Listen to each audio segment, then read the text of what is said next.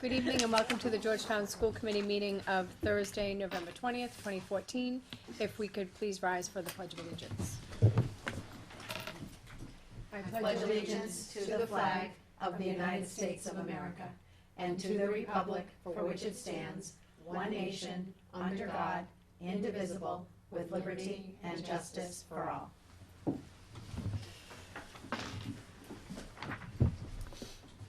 Okay, we'll begin the meeting with the approval of the consent agenda. The chair will entertain a motion to approve special session minutes of October 29th, 2014, and regular session minutes of November 10th, 2014. So moved. Second. Any discussion? All in favor? Aye. Aye. Thank you. We're gonna move along to the student representative, Vanessa. How are you? I'm good. How are you? Good. Right now, the girls soccer just won their title, so that's awesome. Sadly, they had a really awesome game yesterday, They but did. wasn't able to pull it out. 1-0 only though. Yeah, But that's that was awesome. Oh, they played great. Mhm. And now that fall sports are officially coming to an end, we have our winter sports sign-ups, and the musical has recently started too, so that's exciting. And we also have our powder puff game for the girls. When's that? I believe it's on Wednesday after the half day. What is a powder puff game? So it's like the girls The football girls' game, so football it's the game. seniors versus juniors. Oh. Yep. And you're, where will we have it this year? In Pearlie? It might be at the top field. I'm not really sure. Oh, up top. That's a good idea. Okay. And what was the date again, Vanessa? I was believe it it's Wednesday. So That's the right before 27th. when we get out? Because we get out next. yeah, that half day. Okay. And is that like flag football or? Yeah, it's like touch. Serious. Serious touch. we're not tackling, no. But, yeah, It's not that'll be gentle, girly touch. Pretty physical. Yeah, Okay. but that'll be good. Anything else going on in school? Corral just went on a field trip today we saw Yo-Yo Ma. It was pretty good. It was the first time a lot of us in our school got to see something like a concert that was that serious, so that was interesting. And like hearing the advice that was given by Yo-Yo Ma and his Wow. fellow conductor was pretty cool. Yeah, And where that's was very- that? Where'd you The go? Boston Opera House, Nice. or Symphony Hall rather. Nice. So the Spirit Week's going on, right? I Yep. saw something the other day on the announcements called Salad Day or So something. today was salad So dressing what? day. Can you tell me what that Um, is? No, how do you dress up like Okay, so we blue cheese? we like give out to each grade which like a salad dressing type to each grade. So like seniors are Thousand Island, so they wear Hawaiian. Oh, Um, good idea. Like juniors are ranch, so they dress in like country attire. Oh, Sophomores Caesar, I they wear think. Caesar, so it's like Oh. togas. And then the freshmen, they usually get blue cheese, so they just wear blue and white. But Oh. this year we decided to give them French, so they had to wear like berets or like a little mustache. oh, I love that. I was trying to imagine how you'd like I was create trying a too, like but- we're supposed to dress like a salad Yeah. or something. Now it makes sense. It's always a really good turnout. That's great. So it was a lot of fun. Oh, do you take pictures of it? I think pictures. some people take pictures. I hope so, because that Yeah. would be really great to post on the website, because that's really a lot of fun. Yeah. That and our next day for tomorrow we have dress up, dress down day. So some people dress up like teachers, or the teachers will dress down. So it's a lot of fun with that too. Oh, that's fun. Yeah, I wonder how the teachers feel. Can they tell that somebody's dressing like them? They usually like take a picture with them and like twin with them. So it's a lot of fun. Oh, So you try to like imitate the style, the fashion Yep. style? The fashion of the teacher. The funniest thing about that was when Mr. Fauché was there, and when he was getting ready to leave, they did this wonderful tribute to him. It was beautiful in the auditorium, and all the kids wore, because he always wore like a shirt, a button-down collar shirt, and a tie, but the tie was always just slightly askew. It never fit like so. They came in. He had kind of some balding on his head. So they come in with like these black like pieces of cardboard, and they had their tie slightly askew. The whole auditorium was full of kids dressed like him. It was amazing. That was awesome. And it was no Did doubt he with get it. it Oh, right he away? loved it. I mean, if you're a teacher or a principal and you you've worked with kids for a while and you want to kind of know what they think of you. That was like the perfect, I mean, if you want to leave a legacy and know what your legacy is, that tribute to him was just one of the most touching I've ever seen. You know, and I'm sure that the things that kids said and how, that it was exactly what he would have wanted them to have remembered about him and taken away from him. It was awesome, but it was pretty funny when he got a kick out of it when he started to see everybody come in with their ties off center. That's awesome. When my brother was in high school, he dressed up like Dr. Venuti, and they had like a little twin day. Well, it is nice to see the you know, the sense of humor, you know, and I'm sure the teachers take it all in good fun. Yeah. What are the other ones just? We recently had Decade Day, so people come in like the 80s or like 70s and Oh, stuff okay. like that. We have a Did you lot of tell that. them what decade they had? No, they get to Okay. choose. We also have Fictional Character Day coming up, as well as PJ Day and Blue and White Day. So that'll be PJ Day, I might want to spend the day at the Did the teachers join in? Yeah, So and they- if the teachers dress up, so like depending on how many people you have to, you get like sign off to your check off sheet for your grade, and that's points get racked up by how many people of each grade Okay. who got the most. So teachers can give their points to a they class. can. So on the last day, before the holiday, I always go, it's fun. They have a pep rally. I guess you call it a pep rally, Yep. right? So they have, you know, all the classes and they all kind of sit together and they get all pepped up.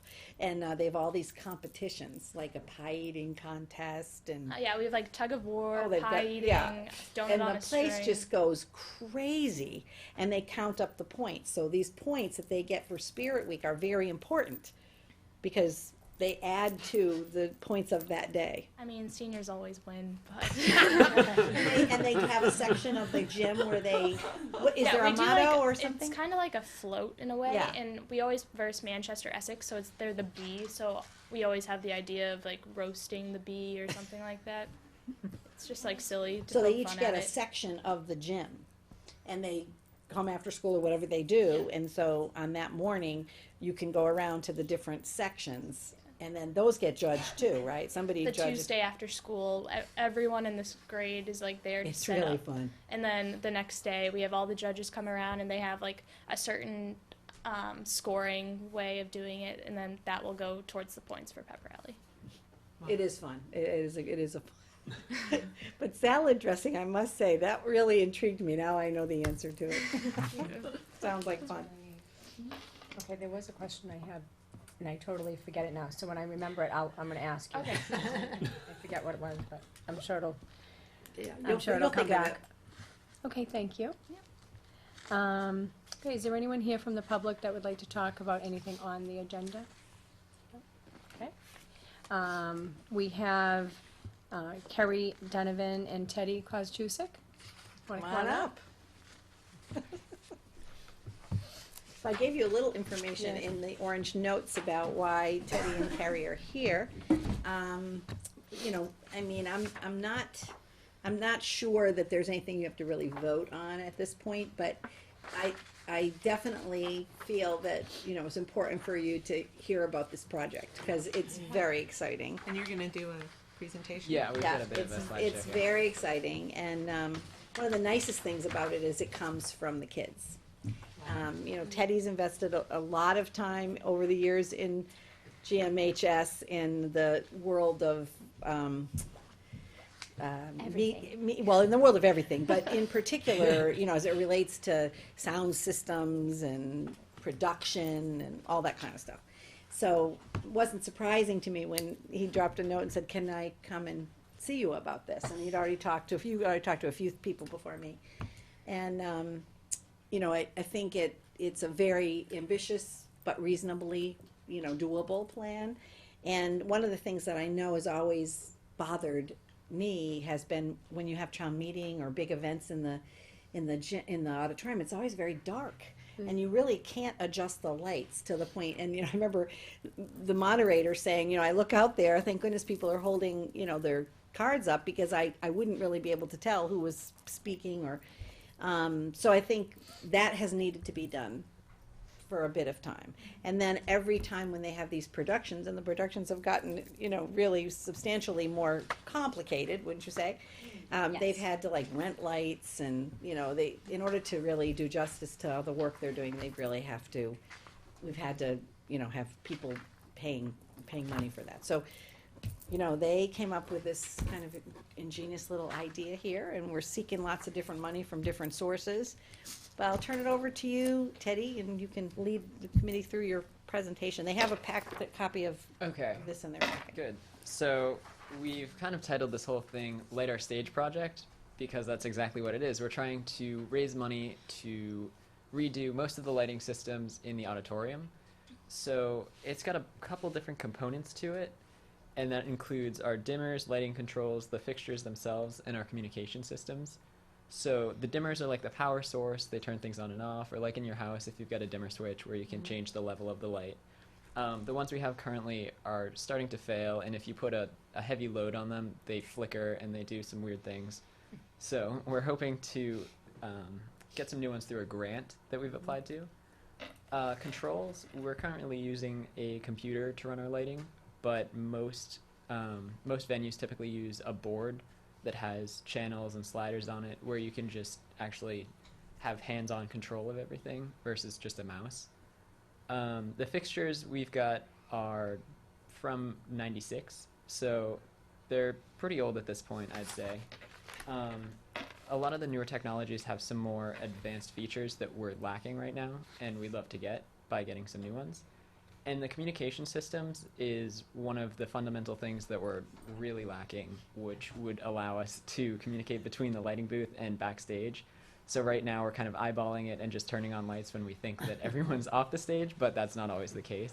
It's not good. So, yeah.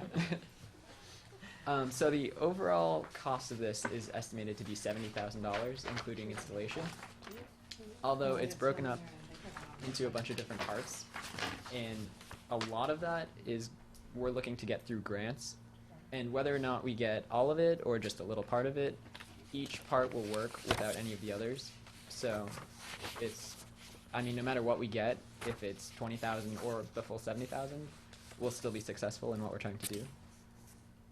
So we're looking to try to have everything in by like January to have everything installed for the musical this year. And I mean, if we get even more money after that, we'd love to put it to use as well. Mm-hmm. So we're just wondering if we would be able to create an account that we can put all of the funds that we raise into so that we can use them when needed. Right, so where else have you gone, Teddy, to look for money? So this grant, Yeah, can you tell them just a little bit about that? sure. So the company we've looked at is called ETC. They're Electronic Theater Controls, and they make a lot of the control products and the lighting fixtures as well as the dimmers. They pretty much do everything. Yeah. And we've applied to them for the lighting board and our dimmers, which come out to, I want to say $26,000 in equipment, but then we'd probably also need another $20,000 for installation costs if we receive all of that. Mm-hmm. Although they have notified me that the full $26,000 is unlikely, we could still Okay. get the lighting board most likely, Okay. and that would really be Be a helpful. big help. Yeah. So we're looking at those for grants as well as the GEF. We met with them. They've spoken to the GEF. So they're looking to fund the fixtures. We pitched about $10,000 worth of equipment to them. So we'll wait for a response in late December on both of those decisions. Right, so they also want to solicit donations. You know, usually you approve if it's staff and students during the school day. I don't think that's necessarily what they're going to be doing, but if they wanted to, you know, sell something at lunch or to accept donations at lunch during the day, it would be good, obviously, for them to have your approval on it. Couple of things that, you know, when they came and talked to me, a couple of, you know, things came up like, we have to provide some in-kind support in order to do this, right, Teddy? And we, you know, I talked to Joan about it, and we said, you know, if they got the grant and we had to do a little bit of a match, we would support that because it's a good project. And then the other had to do with, and this is just something we have to just make sure it's all legal and copacetic, is, you know, if we change out the lights, they're up pretty high. And so one of the things that would require is a lift. And then the lift isn't the problem, but then Teddy would like to go up in the lift, with someone or by himself. And, we just need to make sure because we have to protect Teddy's safety too. Not that we don't think, Teddy could fix the lights, no problem. It's just a question of, so we would maybe talk about some releases and all that kind of stuff. But we're working on that angle. Cause, going up there, the custodian might not quite know what Teddy knows about, the fixture and what needs to be done up there. So that's something that if, we get this equipment, we'll work out. Do we have a lift? We Have a lift that will get all the way up there? Yeah. we A do. safe lift, Yes, it's a, relatively- yeah, oh Our yeah. custodians Our go on it, custodians yeah. want it, yeah. Okay. How about an electrician? Do we need? Well, an that's electrician? part of what We'd probably have to hire we'd probably somebody. hire an electrician to, to do it right, cause it would definitely need to be done right. But, if there were, groups or parents or anybody that wanted to make a donation, you would establish a revolving account, right, that we would identify at the Georgetown Middle High School specifically for any donations toward the lighting project, as we've done with other revolving accounts that are designated for a certain purpose. So when you say the in-kind support, you're saying that the district would then do like a matching? Yeah, we'd have to look at what kinds of things that would need to be, like, for example, the electrician. Pay for the That would electrician. be an in-kind, Sure. support. Or if we had to use somebody from their organization that we needed to pay because it's unique to their equipment, that kind of thing. If we were able to get the money to be able to do these upgrades, we feel like that's the least we could do, in the long run, because it would be a huge benefit, not only to the drama department, but to the overall school and particularly the community.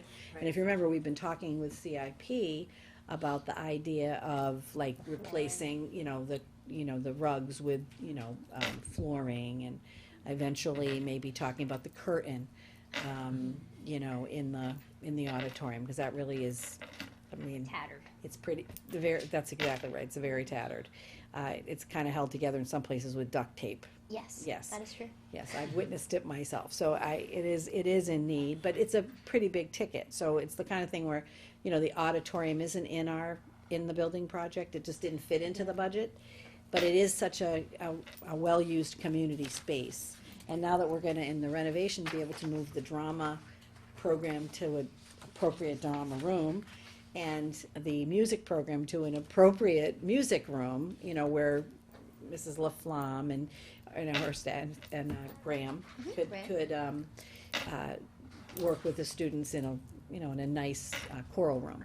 So that gives us back the auditorium to use, for the overall school purposes. So, it all kind of ties together. Sounds great. Does this include any plans to improve the quality of the sound system, the microphones, the? Not currently, Not this but we could definitely particular look into project. that. Okay, yes, because I've just noticed a need for that. Yes, you know. yeah, we would agree with you. Few years we purchased some lapel. Are they lapel Yeah, mics? lavalier, yeah. For the musical. So I don't know if what happens to them when we're not using them, Mm. but that would be something to keep Yeah. adding. Yes, adding to that, absolutely. So this company is ETC, Electronic Theater Control. So did they put it out there to have a bunch of different schools? It's actually, they have something called the Corporate Philanthropy Program, Okay, and you apply to that. I think they do it twice a year, so we caught their October deadline, but there's also one in June that you can apply to as well. okay, so when you say January is just right around the corner. Yeah. So we would be hearing from them soon? December? Yes, I think December is when we should be hearing back. And I think the GEF is considering it. My understanding is their board is taking it up, and it would be outside of the grant process, because it really isn't, it isn't really a grant. But in the past, they've, helped with the piano. They've actually funded a number of other things that have been outside of the grant process. They generally rely on their money from Links for Learning for these kind of projects, and they usually rely on their money from the gala for their mini grants, Okay. mini grants. So what kind of ideas do you have for solicitation, like for extra money? Like, have you been working on like So I looked into kind of the fundraising scheme they used for the band uniforms, and we're thinking of putting a flyer in the electrical department bills, and I don't know, maybe even getting a record article out that would just kind of cover the project and the details. I mean, there's always the car wash. There's always the car wash Love and the car bake washes. sales. Oh yeah. We do plan to put a little blurb in the announcements that go home to parents. So just in case anyone has a connection to a lighting company or wants to donate. Mhm. Right. Well, that's a good point. They may be able to network with companies that they know. Oh, and then I think we're also thinking of advertising in this year's programs for the musical. Oh, inside that's the a good prog- idea. too. Where? In the programs. Program booklet? Yeah. Nice. Like selling ads to have people's name. That's a good Yeah. idea, actually. That is a good idea. Well, I commend you for taking on such a large project, because it definitely needs it, and we deserve it, because there's so many neat things that go on in that auditorium that, you know, just to have it a little more up to par would be really nice. But you do great work. Teddy and I know each other from way back. He's actually DJ'd parties at my house. And he's done a terrific job, very knowledgeable. But I appreciate you taking this under your wing, because I know I'm sure it's a lot of work for you. He gave up his Saturday to be at the holiday fair, you know. Yeah, and that was a great event. I was a great saw event. it I saw all the cars in the morning. I couldn't believe how many people were there, so that's great. I think So he's applying to what- college too. On top of all this. Yeah, senior year is I hear busy. that, his but- academic schedule. Yes. So Yeah, what, senior year's busy. what would be the next dramatic production coming up? Well, we just auditioned the musical Curtains. Okay. It's not very well known, but it was on Broadway in 2007. It starred David Hyde Pierce. I don't know if you know I him. love him. Pretty Frasier? well known actor. Right. And has a lot of quirky, funny characters and features a lot of high school students. So I'm very excited about that. Oh, I think it's gonna Have be you thought of good. They're maybe always having great. like two different ticket prices, one a regular ticket and another, Like a matinee versus evening, like that? well, just like a donor status ticket, you know, Oh. so tickets were $10 or $5 or whatever, you know, just having, saying, well, and you could pay double, or you could suggested, you know, $15 for donor status, I don't know, something about Yeah, adding a I have some regular ideas on that. We did when GEF donation did that when to I the was in Montague. tickets That's a that good people idea. pay. That is a good idea. Do you Or- usually have the basket outside, like you know, like the music parents do? No, When- not really. No, because they Like sell for tickets. suggested They donations. sell Yes, tickets. suggested donation to help with this. I mean, I do acting showcase with my classes, so I guess I could do it there. But I usually make those free. So I Yes, don't know. I know you Or do. even just have a basket there just for suggestions? Although, you know, I mean, this is something that's important to raise Yes. money for right away, for the benefit of the students. Right. Yes. Is And that it's all for the benefit of the would it- students, require any kind of approval to charge for those? Not charge, to, To you know, to fundraise just in that way. fundraise, right, just to The request basket? donations. The different selling ticket prices, you're saying? I think Well, you now- have to fill out a fundraising form and give it. I'm just, Yeah, but I mean that's fine. I can do that. It would just make sense to attach the fundraising with dramatic productions, with Right. dramatic That makes. events. I because- totally agree. Right. Because that's a big crowd. Usually draws a crowd. It draws a crowd, and also And they're because related. this would directly benefit Right. future dramatic productions. Definitely. It's interesting. Thank you for your idea. Yeah, because that's a lot of money. $70,000 is a lot of money these days. I've also heard rumors that we're getting a new black box theater, I think, and it would be really cool if we did get that. to Oh, be you're able- talking through the renovation project? Yeah. What's in, that? A black box. I think it's currently the special education room is being converted into a smaller theater. That's right. Well, I met with builders once, and they told me that they were going to make that, and I didn't even ask them to. So, Because they go with what's best practice. and when they create those rooms. they are putting lights in there that it can move. So, And the stuff that we get could also be mobile, and it could move between the two of them. Yes. Right, that's good to consider. Excellent. Yeah, I think it's a great idea. So there are a couple of motions. Yeah, okay. Okay, so the chair will entertain a motion to approve the proposal to solicit donations for the lighting project at the Georgetown High School as presented. So moved. Second.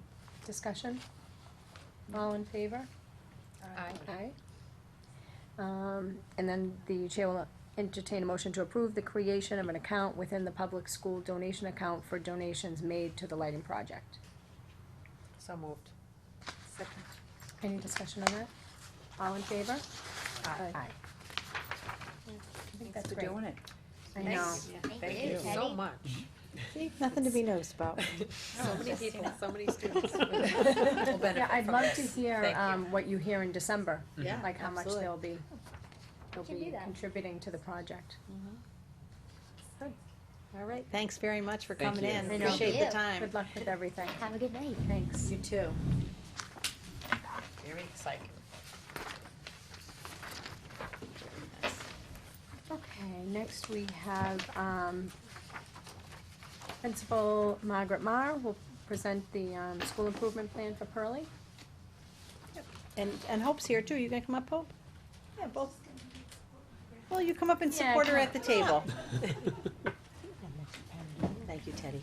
Mine's totally run out. It's my favorite pens. Alana, you're gonna stay back there? Well, she's presenting. You know what, though, why don't you move up, Alana? Because I feel. So, is this one? Here you go. Perfect. All right, so Margaret and Hope have double duty today. So they're gonna do the Pearly first, right? Yes. Yeah. If it comes I up. think I'm going to do the Pearlie first. What are we Well, I waiting will- for? While we're waiting, I'm waiting, for the PowerPoint to. Oh, it's loading? Yeah. Okay. Do you need help? Ted's leaving. Well, Teddy, Teddy, I think Kathleen will be able to hook me up. Okay. can you just sort of make sure before you leave that this thing comes up? Sure. If you don't mind. Thank you. So while we're waiting, I will just talk a minute about the covers of both the Pearlie and the Pembroke. I love those. SIP. The Pearlie, for the past 4 years, we've been in the habit of asking first graders to draw the Pembroke, the Pearlie school. It's a project that the art teacher undertakes. There we go. Oh, all right, great. Computer's just slow. Thank you. Yeah, that's probably was just slow. So, the art teacher, every spring has the first grade students draw the Pearlie school. And then I look through them and choose one that I think will be easy to replicate for the cover. And then all the other drawings are on our website, so they're on as a open show. So a So- first grader drew this? First grader, That's amazing. yeah. I love all the And I will say, it was hard, they're all A wonderful. lot of detail. I had to look for one that didn't have, too much color. It's amazing. Look at the little lights. Isn't it? It's better than I could draw. And then for the Pembroke, although I'm doing the Pearlie first, but, the Pembroke cover, I thought for the final year of the Pembroke, it would be nice to use one of the school. I know Dr. Tanner had, gotten in the habit of using photographs of the children doing some kind of activity, but I just wanted to use the school for the final cover, so. And, Barry went through, I think it's an old one, there's a sign over on the left, which I like even better, that it's kind of an old Okay. photograph, because that's not there anymore, so. So, this is the Pearlie and Pembroke School Improvement Plan. And I just wanted to start by reviewing some of the data from this is end of year kindergarten data. And first you see the Dibbles and then the Fountas and Pinnell. 114 students that should be tested. Can I just interrupt you for 1 minute? Yes. Just the school committee, Oh, I'm sorry. that one, the dates need to be updated? On the school committee? Yeah, on the terms. Oh, okay. All right, so this, maybe, Barbie, after you could let me know. Laura has them too. Okay. Sure. So that would be for both. So all this data is in the back of in the appendix of both the Pearlie and Pembroke SIP. So if you turn to the back of the Pearlie SIP, you'll see this data. So the students were tested in Dibbles the beginning of the end of the year. And as we've discussed, the Dibbles is a 1-minute quick assessment on how children are doing, how they, their phonemic awareness, their ability to recognize and read CVC words, like cat, those type words.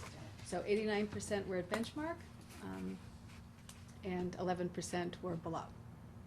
Fountas and Pinnell, which are not time tests, but it's a child's ability to read and comprehend, 85% were at benchmark. And then in math, Aspens, again, is the Dibbles equivalent. It's a 1-minute test looking at a child's fluency with number. Do they know, can they easily recall numbers at addition, subtraction, numbers that come next, that sort of thing.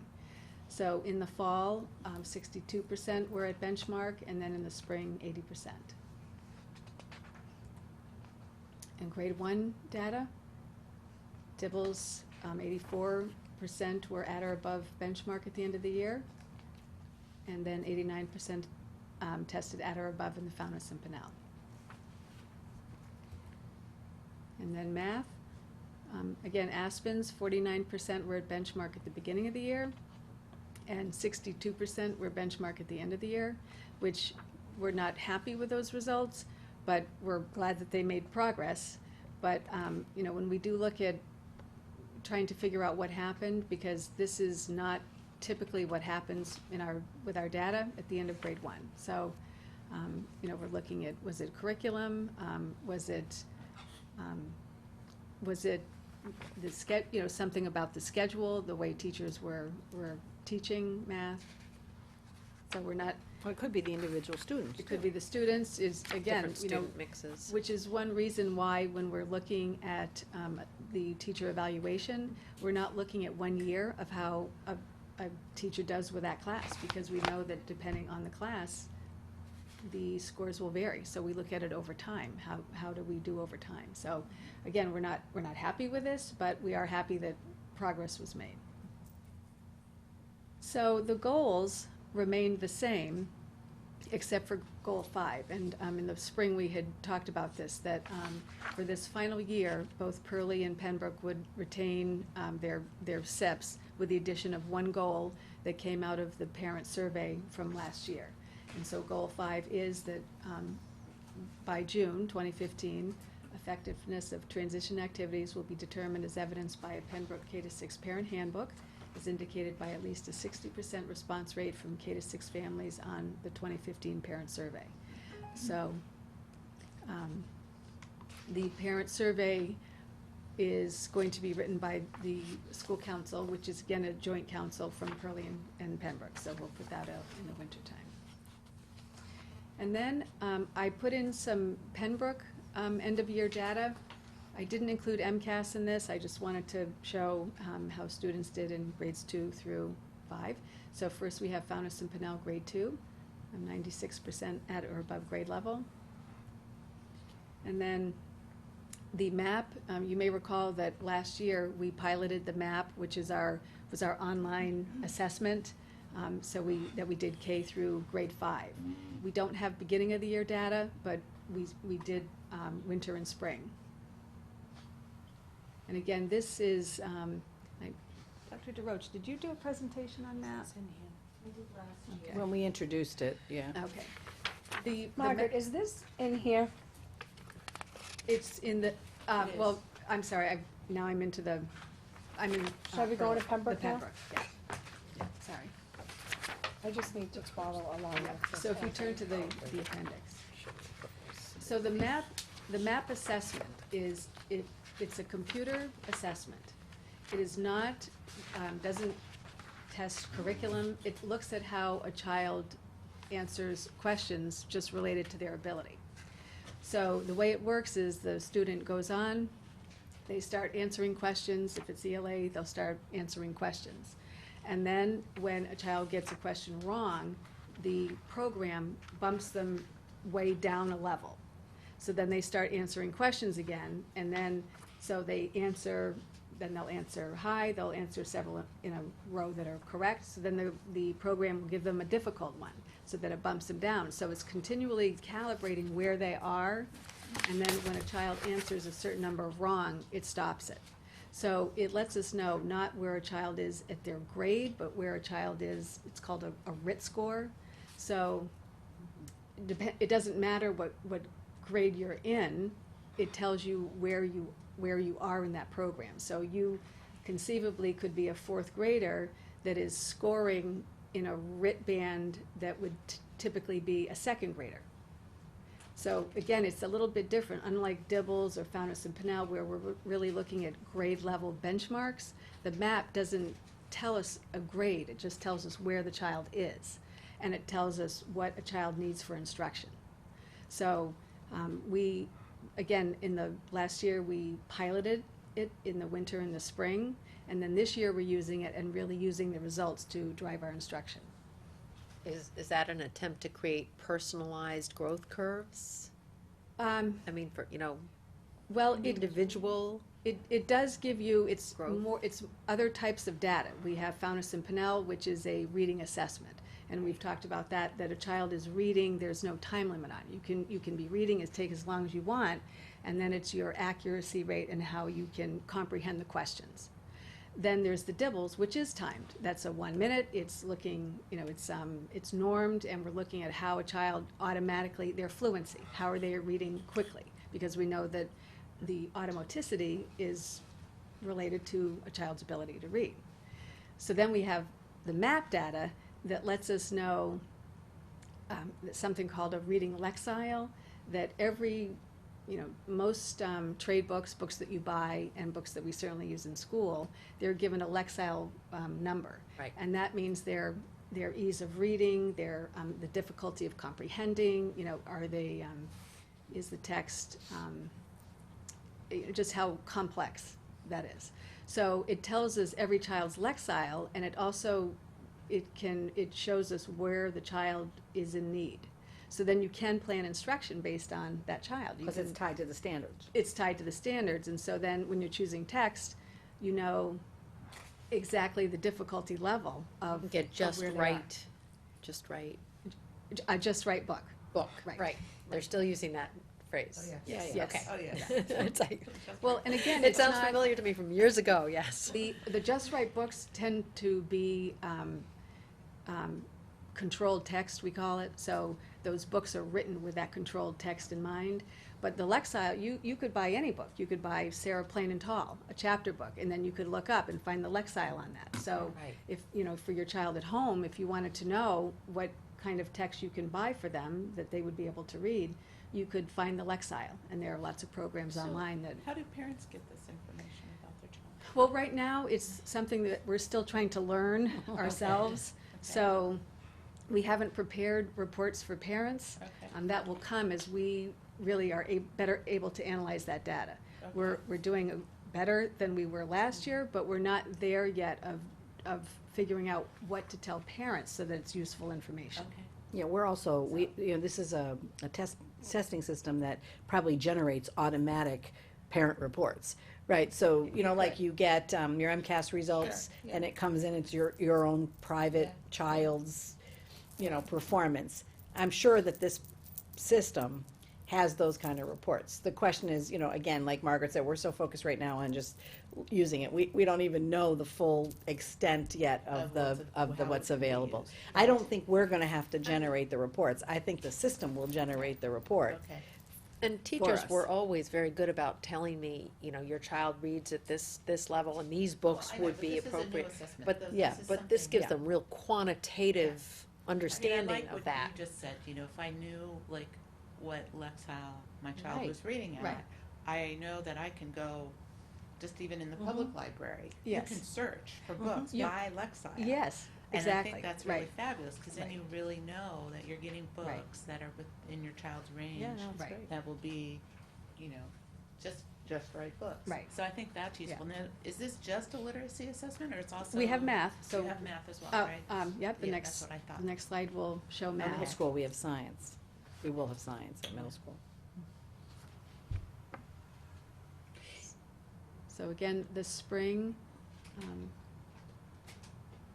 And this is all the grade two, Margaret? All An grade two. average of all the grade yes. two? This Yeah. is, so I was, I guess because the colors, right, didn't come out in there, so I was trying to understand this. Yeah. So what this is showing is that students who scored high, average, and high in the winter, when they retook the test, they had remarkable gains, and also the Right. students who scored low.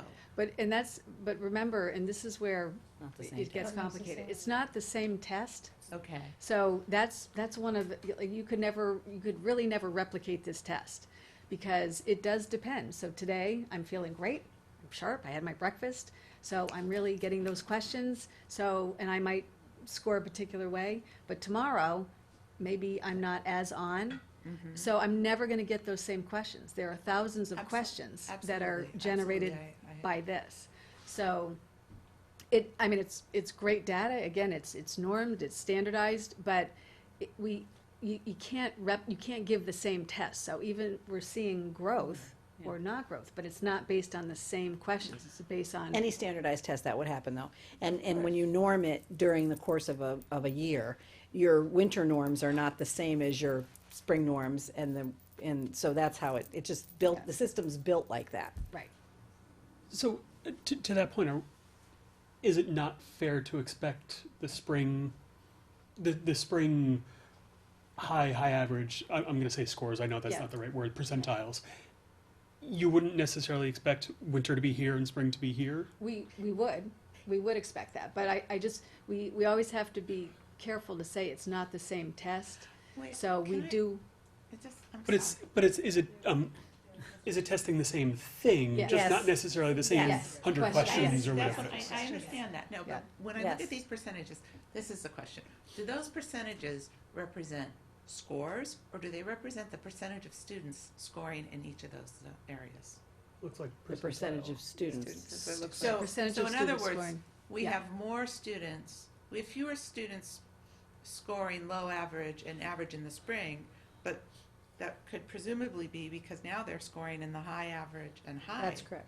areas. That's Okay, correct. it's not their score, it's the It- yes. number of Percentage students. of Okay, students. that's, Right, yeah. all right, now it. So you'll see the spring, there are more low, but there are Yes. more higher average and fewer average, so Right. again, Yes. They're expecting you does- to be but the making idea growth, is that you're so it's a seeing- higher threshold. All the students, nearly every student is growing, it yes, suggests. right. Again, I don't know. It's hard to tell from there is a that. band, I mean, and we don't wanna lose sight, there is a band, there were 3% more in the spring that scored low. Right. But, Right. and so what we wanna look at is who those children are, because this is the aggregate, now, we have reports on every child, Okay, so we can go in and see who were those, 3 children, Okay. or so, who then scored low. and then what do they need? And what do they need, Yes. because again, it shows you their areas of need, it shows you where they are expected to make growth, what learning they're ready for, that's how the reports are reported. What is the child ready for, and what do they still need? That's how the We language. could, Julie's gonna do some curriculum reports this year. If that's something you're We could do interested in another. knowing more about, we could do something on Well, that, I have this other scary thought going through my head. which is, I have to ask. So we're doing this for every student at Pearlie And Pembroke. and Pembroke. and Pembroke? Yes, That's what I meant. We're Yes. actually doing it K through 8. K through 8 are doing the math testing, and it's an online test, yes. 3 times a year. 3 times a year. Get any pushback from the students about it? That's not the None scary that I've thought. heard. How And long, again- were they 50-minute sessions? I'm Well, trying to remember It what. does shut them off, again, it shuts a child off if and most don't take 50 minutes, in kindergarten and first grade, they're not doing it for longer than half an hour. Okay, And, my feeling about assessments, and I know we always wanna watch out about assessments, but for a child, especially in elementary, they come to school, here's their day.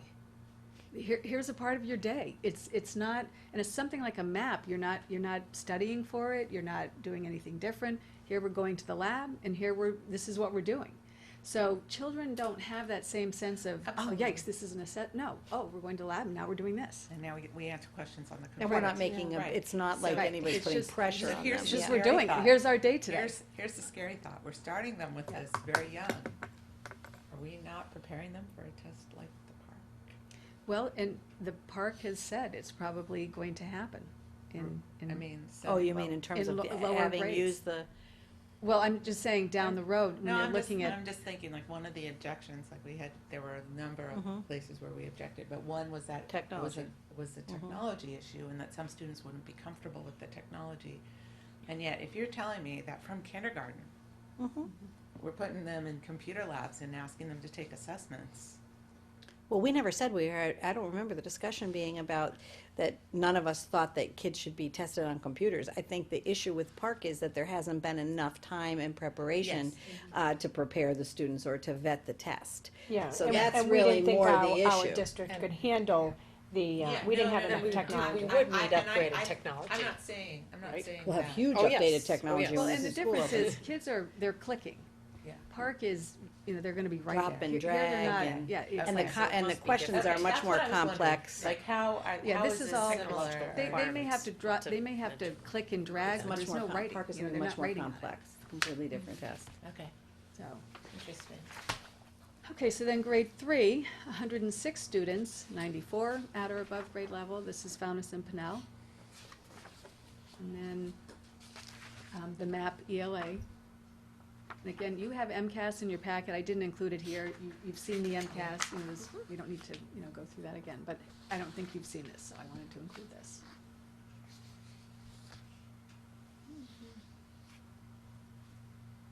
And then math.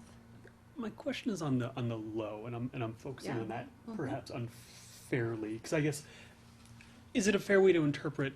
I guess not knowing that it's the same 7% and 6% of students are the same individual students, but is it fair to say that it kind of measures if they're falling behind throughout the course of the year? Yes, that would be fair to say. Okay. In a few minutes, when we talked about the next steps, we can talk about that, but it is something that we're looking at, and we look at that in MCAS, we look at that in MAP, we look at it in DIBELS, that most children move ahead. But we do notice there is a sliver of children who don't. So then that's the meetings and the conversations and data teams and our students' assistance teams. What do we do for That's these the children? RTI that we've been talking to you about. What do you do then? Who just are What are kind of having intervention to do you do? intervention. And then again, even for the low average, that, what interventions will propel them, but those low children, we do wanna pay special attention to, but, and the beauty of all this data is we have lots of information on them. So we can look at what they need and then provide that intervention. Again, as we get more into the RTI and really develop those tiers. I guess and the reason why the 3 out of 4 of these, the lows got bigger, which just kind of struck me as Yeah. not quite what we're aiming for. But again, when, I'd ask you to also look, it also goes up on the other end. No, So you have this. I agree. Yeah. It looks like we're doing great things for the Yeah, for the majority. average, high average, Yes. and high. Right. My question is on the Yeah. kind of the low and the low average that Yeah, we're not right. saying we're Well, putting the resources where they need to be. And the other thing that's interesting, which I love, it's not great news, but I love it, is that when you look at Fountas and Pinnell, children are high readers. They are reading. But what we want to watch out is that we don't want to be, falsely lulled into thinking that it's all perfect, because when you drill deeper and when you're asking children more in-depth type questions, that's sometimes where those needs expose Are you themselves. So, comprehending what you that- read, just because you can sound out a word and say it, if Say you know read what it something. means. right, and we don't want to rely on the Fountas and Pinnell Yes. to let us know how a child is doing, because we see that doesn't tell the whole story. So it's one piece of data. Do you tie the low or the low average to, like students that may be on IEPs, just to understand? It could be, If it's, some if there's a could. correlation Yeah. there? And again, when we're looking at who those students are, in the old days, if a child was on an IEP, that was their support. Their plan was their support. But now we don't do that. You can have an IEP and perhaps get an intervention through regular ed, the RTI model, in an area that you need. So we do want to look at who are the children on an IEP, how they're doing, and how we can even provide RTI support through regular ed to boost them up. Yeah. So, Well, and vice versa, they might not be a student on an IEP. Right. That But would be they still, interesting to know. it's still, and a lot of times the kids who are low are kind of, when you create the composite of all of the assessments that are done, they do tend to fall into the low range, right? But what's nice about the different variety of assessments is they're assessing sort of different things. So you can see some strengths and weaknesses and say, oh, okay, so this student really can read all the words, but wow, when it comes time to comprehend, so the intervention for that student would have to do with improving their comprehension. Whereas you might see other kids who, they're low in the phonemic part, and that's where because they're not gonna read well if they can't manage the phonemes. So that's the reason we've been working hard on trying to get a variety of assessments that will look at the same things, but look at them in slightly different ways. So we have a better sense of how we can target what needs to be done. So MAP is one of those, but we can do more MAP stuff with you if you're interested. I just want to ask, I understand the value of the data. Mm-hmm. Have we ever just asked ourselves what percentage of a student's time at school is spent taking assessments? Yes, and I don't think we believe it's an extraordinary Okay. amount. I just wondered if. Yeah, no, I think that we would, because we do weigh that, I agree, that is a question we need to Yeah. be thinking about. Teachers are teachers are assessing kids all the time, but they're doing it in ways that aren't necessarily on a standardized test. I mean, in these formal assessments. Oh, where, yeah. Like that's, because I understand that's part of a teacher's job. Yeah, You are exactly, always assessing your exactly. students to know where they're at, but this seems to almost disrupt the, well, I'll tell you, the disrupts the Dibbles, schedule of the day, the Dibbles, K through 5, and we'll be 6 next year. K through 5 are given over a 2 or 3 day period at each grade level by interventionists, by the reading specialist. So instruction continues and it's individual. So I take you out and remember it's a minute. It's probably 5 minutes by the time you come out. Okay. You come out, you sit, hi, how are you today? How are you feeling? Great. All right, I'm gonna ask you a few questions, start the timer. Now you've got your minute. You're done. Okay. Great job. And then now you go back to the room. So it probably is 5 minutes a child, but that, that's their day. Right. 5 minutes, and then, and that's 3 times a year. The MAP, again, they go to the lab. They are going 2 sessions for a math and an ELA. Yeah. But it could be your computer time, so that's what you're doing. So the assessment that does take time, and we discuss this all the time, the best way to do it is the Fountas and Pinnell. Because that is an individual, you are having a child read, you may be instructing them at a particular level, but now you go to assess them. If you're in 4th grade, they're reading great long passages. Yes. They do 99% accuracy, so now you have to keep going. Sometimes you're almost like, when will you bottom out? Because now we got to pull a nut. So that is time consuming Absolutely. to do the Fountas and Pinnell, and it's worth doing it, but that's the piece where it's time consuming. It's interesting to me. I never hear Fountas and Pinnell. I never hear about Dibbles from my daughter, 4th grader. Maybe because that's just been life. Right, they At just do school. it, right. Yeah. Map, come home. We have to do that map test. And And that is new. and and I that's think new. maybe it's new, so Right. it's not. I think it's And I new. think, well, why is it such? It's like it's just a computer. It's boring. It's dumb. You gotta answer these questions. You just sit there, press a button. Right. But it's Fountas and Pinnell, they're reading. Yes. And they're reading, and so children are reading, they're telling you about the story. They're interacting so- with someone Exactly. too, versus interacting Yeah. with the computer. And the Dibbles, the pain's Yeah. over in a minute. Yeah. So, but this might take a little longer. Yeah. So the ELA, again, the highs went up a little bit, the high average, but lows also did. And then math.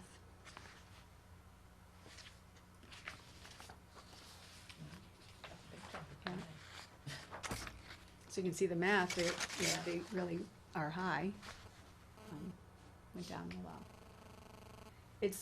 Again, it's hard to draw any conclusion from one time of doing this. You know, we have to look at it over time. These students will be fifth grade taking it. We will know each child. This is in the aggregate, but we'll be able to break it down and look at every child. So it's hard to, you know, pin too much on this one year. In grade 5, Fountas and Pinnell, 95% at or above grade level.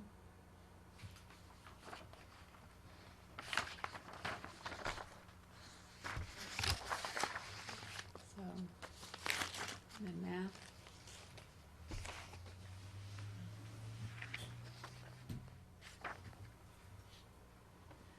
So the goals again are the same ones that have been in the school improvement plan for a year. The increasing student achievement as seen on MCAS, school culture, student performance in science and technology. Then we're looking at our special ed subgroup on MCAS, integrating technology in the classroom. Again, our transition goal about, you know, with Pearlie and Pembroke having a common vision. Then the evaluation, and then the final goal, again, is the new one that's new for Pearlie as well.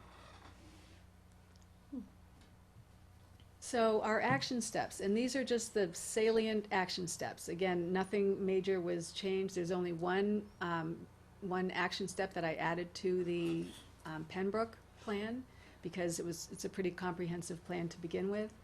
But when we're looking at response to intervention, that has been a district goal for our professional development, so we'll continue looking at that.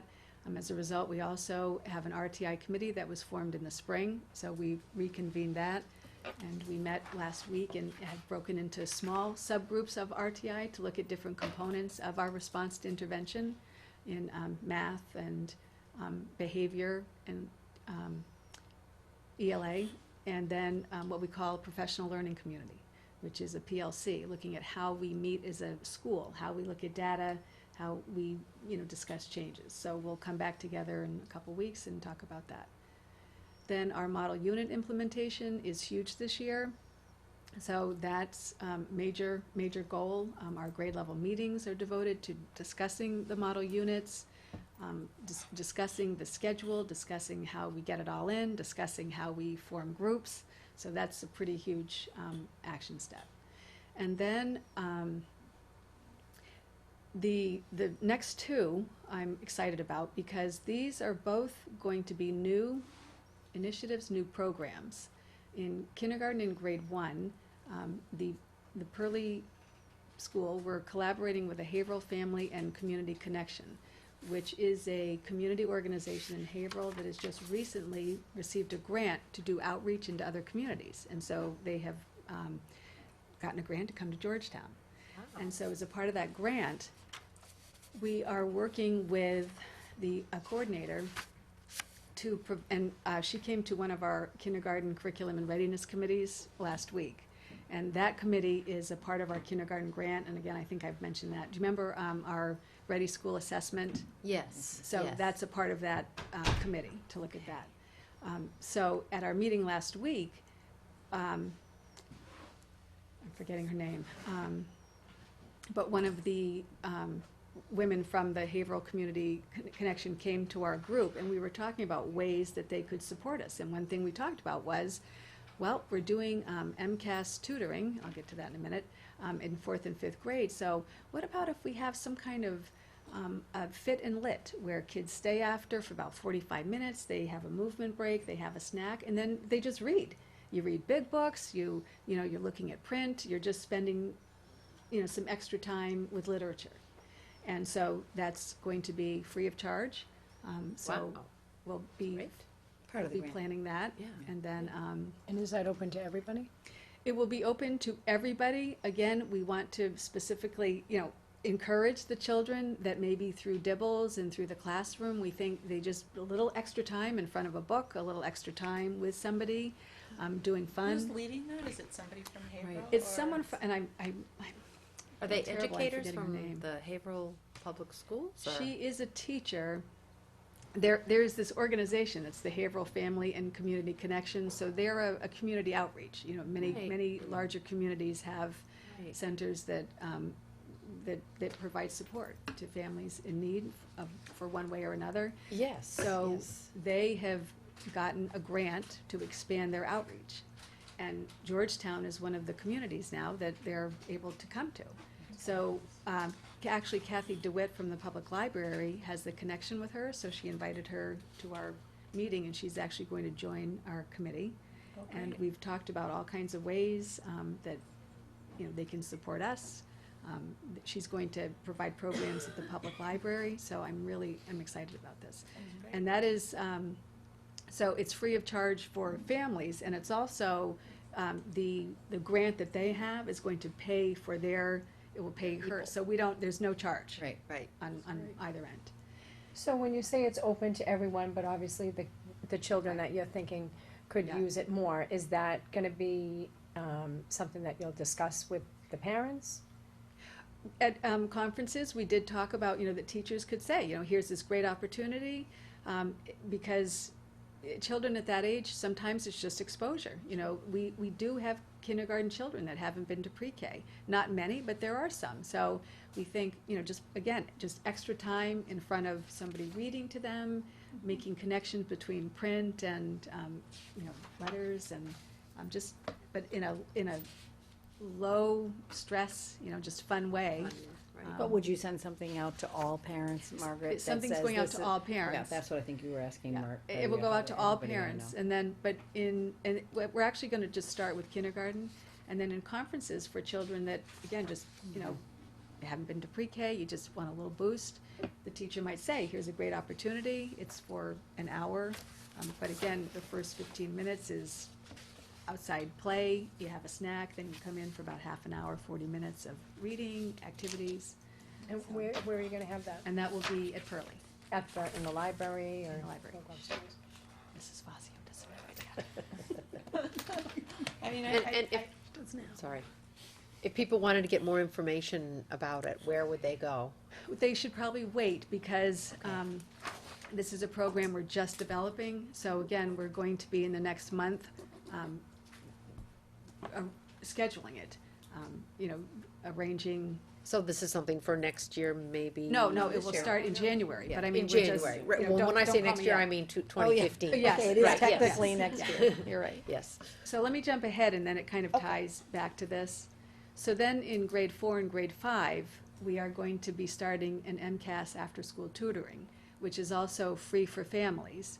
Teachers will be paid to teach, they will come from our teachers, so we'll pay them to teach this. And these will be children that we will invite, that have either been warning or needs improvement on MCAS. Then depending on how many children register, we might be able to open it up to children who were proficient and right on the bubble. You know, they were right there, but maybe just really close. So we just have to see how many children sign up. And then, so starting in January, mid-January, we'll have one 5-week session. We'll start with ELA. And then that takes us right to February vacation. And then right after February vacation, we'll have another 5-week ELA session, and then a 5-week math session. So on a Wednesday and Thursday, there'll be ELA and math. And then that takes us to April, and then after April, we'll have a 5-week math and a 5-week science. That's great. So, you know, and then that takes us to MCAS. Wow. So back to the K and 1, we're going to do it in the same 5-week sessions. So starting the same week that MCAS starts, we'll start 5 weeks for the Fit Lit, and then just do the same. I was just gonna suggest that perhaps in your outreach to the K and 1 families, if you could just make the research connection clear to them, that research shows that children who spend more time in print-rich environments Yes. are more likely to succeed, to be successful readers and to succeed in school. And really just build that connection, because I think a lot Yeah. of people who don't spend their lives in educational settings Right. don't really They forget, get. yes. They don't really Yeah. get that, like, the more, you know, Right. they just may not have that awareness, and Right. anything we can do to say that we don't just offer this because we think it's fun to read to kids. Right. We offer it because there's evidence that shows it makes a difference on Right. their outcomes later in life. Right. It's good. Yeah. So the MCAS, so the after-school tutoring, I just wanna go back to that for a minute. So it's going to be children that are at least, below the proficient. And Yes. then if not enough, if we have more openings, Right. then you'll open it up. So what happens if you open up like, you'll have slots, I would imagine, okay, now we have 5 slots. What are we gonna do if we have more people that want Well, the way, a slot that you don't have? right, well, it looks like there are about 40 children in the needs improvement warning. And so if we're looking at, and again, that's not an exact number, but about. So if we're looking at 10 children per teacher, except for the children that are warning, maybe, 3 to 5 children. So we may need about 4 teachers per session. And so if we don't get 40, if we don't get all 40, again, that's, a close number, but it's not an exact number, but let's just say 40. So if we don't get those 40 who sign up, then we could open it up to, that next tier of. What if you get more than 40 is I think Well, Barbie's there aren't more question. than 40 needs improvement or warning. Okay. No, but what if you have people that, want their child to have that extra Well, tutoring? well, we wouldn't be able to open it up Yeah. until we get a Yeah. response back But from those It's needs not improvement. necessarily what it's designed for. It's, when we look at the MCAS results, we're looking at who are those children that are consistently at that level. That we're still giving them extra support in school, but we think could benefit. That is the target audience. It's really not for Yeah, no, I fully anybody whose understand, parents I think they need totally a get little boost. what we're looking to do. I just Yeah. know a couple of districts have done things like this. Yeah. And I have heard, and I've spoken to parents Yes. that say, Yeah. and What have, about- and yeah. have gone as far as to the superintendent to say, my child should get Right. that after-school tutoring. Well, and we actually And they talked- weren't within, Right. they might have been just a little above Yes. proficient. We Um, talked about this at school council, because that, parents did suggest that, and I thought that was a great idea, that, again, even for children who are solidly proficient, and to help them maybe even just boost up to, Would there be a growth percentile part of the qualification equation? Like if a child was in a proficient category, but their Hadn't- we growth hadn't percentile was very, talked very about low? I mean, we certainly could look at that and see how, we could see how many children that changes, because you're right, you could have a high growth percentile and not necessarily be, or you could have a low you growth could have a- percentile and not be in the needs improvement and warning. Right. If there was a need for other kind of tutoring, we could look at another way to do that.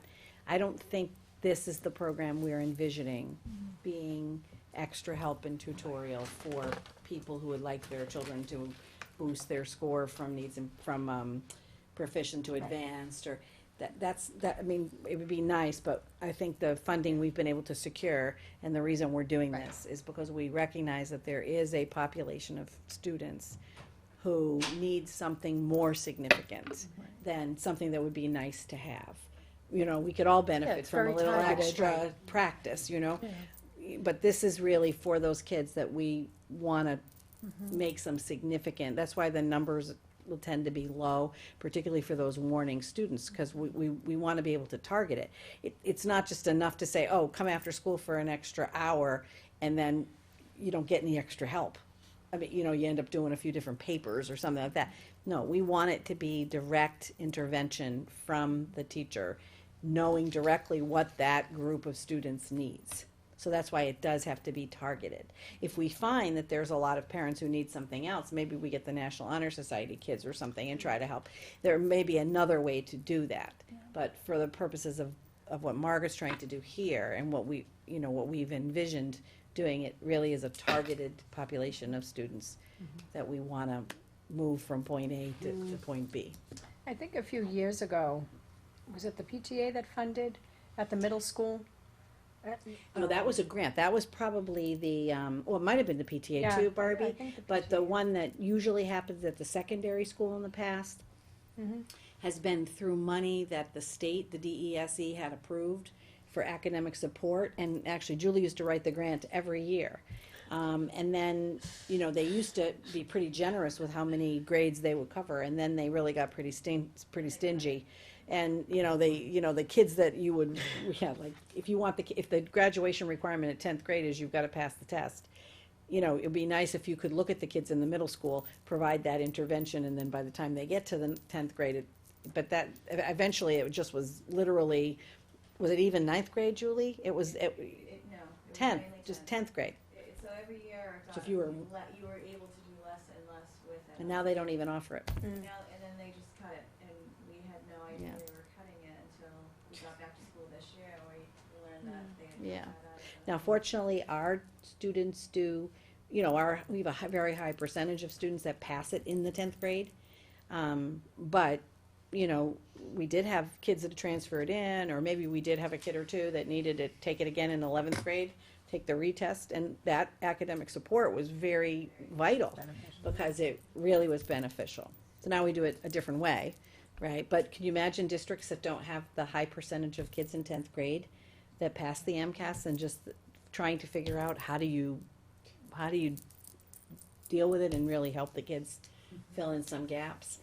So the teachers that are gonna be staying after to do this, so how do you send it out to all the teachers and then? Yeah, I did. I at our professional gathering last week, we talked about it, and then I asked them to email me if they were interested in teaching.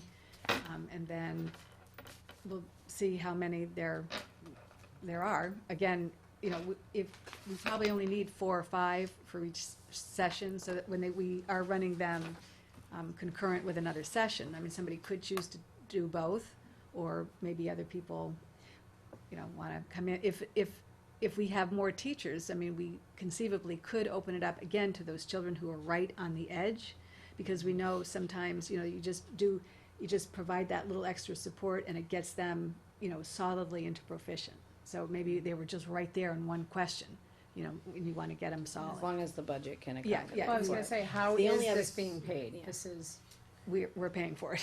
We're using revolving account. Yeah. Because it's important. Yeah. The only I thing agree. I worry about with it is what will it do to the enrichment? You know, because unfortunately, when you have a small staff, I mean, Pearlie's and Pembroke are pretty small staffs, but, you know, and they're the ones that have been providing, you know, the enrichment, and now they'll in some ways be the ones providing the tutoring. You know, I just wanna make sure that we don't, you know, there should be some be able to attempt to maintain both. right, both Programs. programs, right, Yeah. yeah, that might be, we Because, you might know, see. yeah, we need to see how that works. Mm. Or open up the opportunity to offer enrichment programs beyond just the teachers. You know, that's another, you know, there may be community groups or families or whatever. The challenge with getting community groups to come in is we don't charge the families very much money. So sometimes outside organizations want to, if they were to develop a private program, they would charge a lot more than the $55 that we charge the families.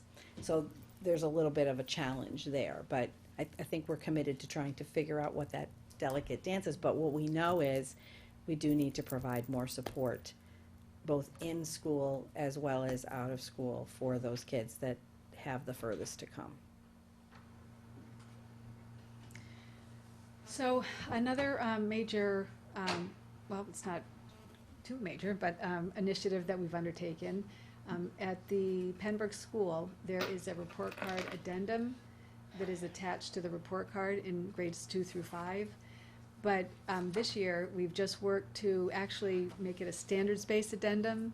So in the past, it didn't, again, it told parents reading behaviors, how the child was doing, but they weren't the standards. So again, at kindergarten and grade 1, it is a standards-based report card, and the goal is to have a standards-based at least to grade 3. So this is that first step toward turning it into a standards-based report card. So Maureen O'Connor, who's the reading specialist at Pembroke, and Kate Donlin, who's the reading literacy specialist at Pearlie, work together to make it a standards-based addendum. So the children will they'll still get grades, but I'm writing a letter that will go home with the addendum to let parents know that the addendum is standards-based with that information, and looking at in the classroom, the tests and the projects, the teachers will come up with a grade.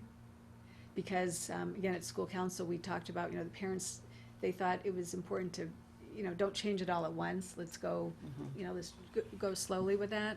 So, that's what parents will be getting in the report card in grades 2 through 5. This, reading addendum that's standards-based. Then, again, major work this year, and these are just, I picked them out of a hat. The implementing the Pembroke transition plan. Our Pearlie and Pembroke school councils are working together. Meetings with Superintendent Jacobs and appropriate people for the meeting. We'll plan meetings for moving, and then appropriate people come. Plan meetings for staffing discussions. The appropriate people come. Support staff. So lots of decisions have to be made about that. And then, of course, the transition activities and celebrations within the school. And we have a celebration committee at Pearlie and Pembroke that I think I also talked about, and they're going to work with PTA to plan some events. So I think I actually have the transition plan attached, or, kind of the update. So I don't know if you want me to stop now to take a vote. Because I think we were talking about them being two separate items. So if there's questions about the school improvement plan, maybe we can do those Right, first. because I think my Then next we'll slide move is into- about the. Yeah, then we'll move into the discussion about.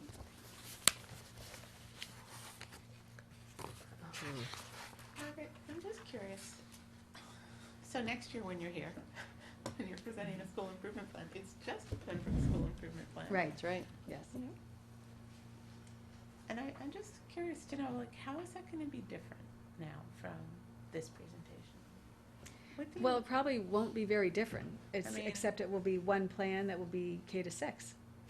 It will be one plan. It's a whole lot more data.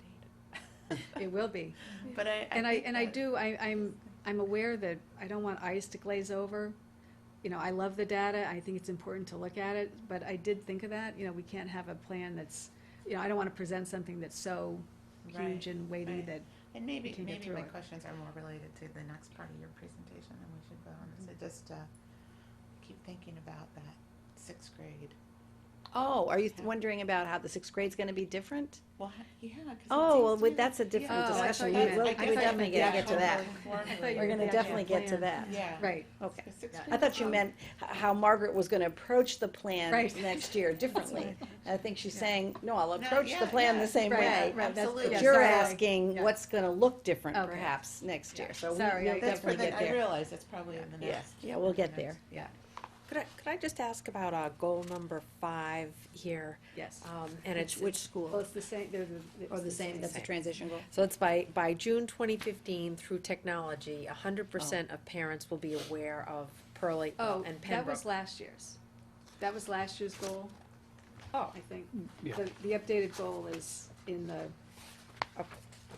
it's weird how these plans work. Yeah, Go ahead. Oh, okay. Yeah, you see Oh, how, the first is Look at just a page summary, 9. is Okay, okay. a summary of what I Yeah, did so, under so that it's goal. supposed to be cyclical, right? So Right. here's what I said I was gonna do, here's what I did, and here's what I'm gonna Right, do so now. on page Okay. 8, or on page 7, I the can executive still- summary, that's the still new your goal. question? It's still my question. Okay, but, so you go know, ahead. Page 8, okay. And you may have the answer somewhere, I'm sorry, there is a lot here. But, so 100% of parents will be aware of school activities, Pearlie and Pembroke, programs, procedures, policies, and results will be tracked through data collection.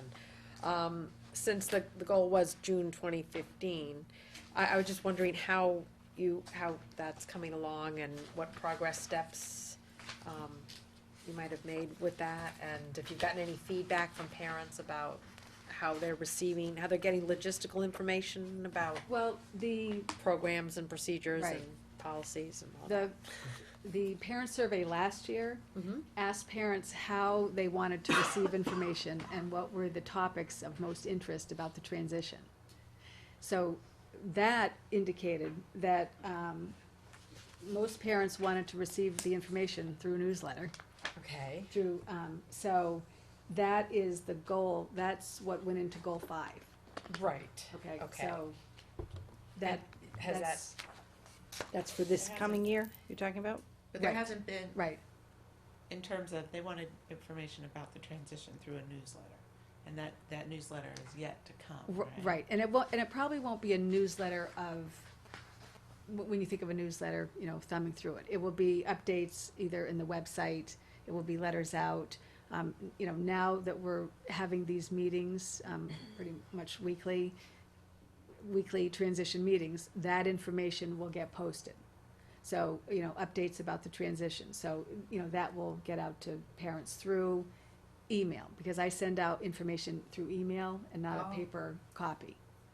And so, at the beginning of the year, and that's new for the Pembroke community, and so that did take a while. I mean, that's taken about 2 months to help teachers collect emails from parents, create their lists, send me their lists, then I've sent them out. Then when I get hundreds, you know, bounced back, then I send them back to the teacher to ask, you know, can you track down, you know, the correct information, send it back to me so I can Right. continue to Do create this the. daily? No, Okay. it's not, not daily. Because I'm thinking like, is it something like the middle high school does? No. I think that's the No. most effective. Well, I was gonna say, think so too, Margaret and yeah. I talked about that the other day, you know, is It is, there a it's very value to effective. doing Yeah. something that's just, Right. people, cause some of the information is the same. Right, it's not Yeah. entirely Yeah. rewritten every Yeah. day. It's And But it would just- be so it's difficult updated for every day, them to, but it is, it's definitely repetitive, repetitive, but, yeah. But it's something people look at every by single day. the time the kids are home from school that day, I get the email. Yeah. Telling me what tomorrow's schedule day. is, I don't know, it's Yeah. just very helpful. Well, and at It is. Pearlie and Pembroke, now, There's you know, not as at much Pembroke going now, on, but. I do send out to the, you know, to the educators this week. So, and I always have some kind of a quote, you know, something we're working on, so some kind of quote, and then it's just this week, you know, Monday, here's what's happening. So Carol and I have talked about that is similar for parents, again, that it's not a newsletter, like, you're not gonna sit back, you know, and read, it's just gonna be, right, it's just gonna be updates about. logistical. Yeah, even just Exactly, bullets. you know, even here's just what's bullets, happening, that's what so that when we start making these decisions, it would just be an update Oh my on the gosh, transition, I would so love that.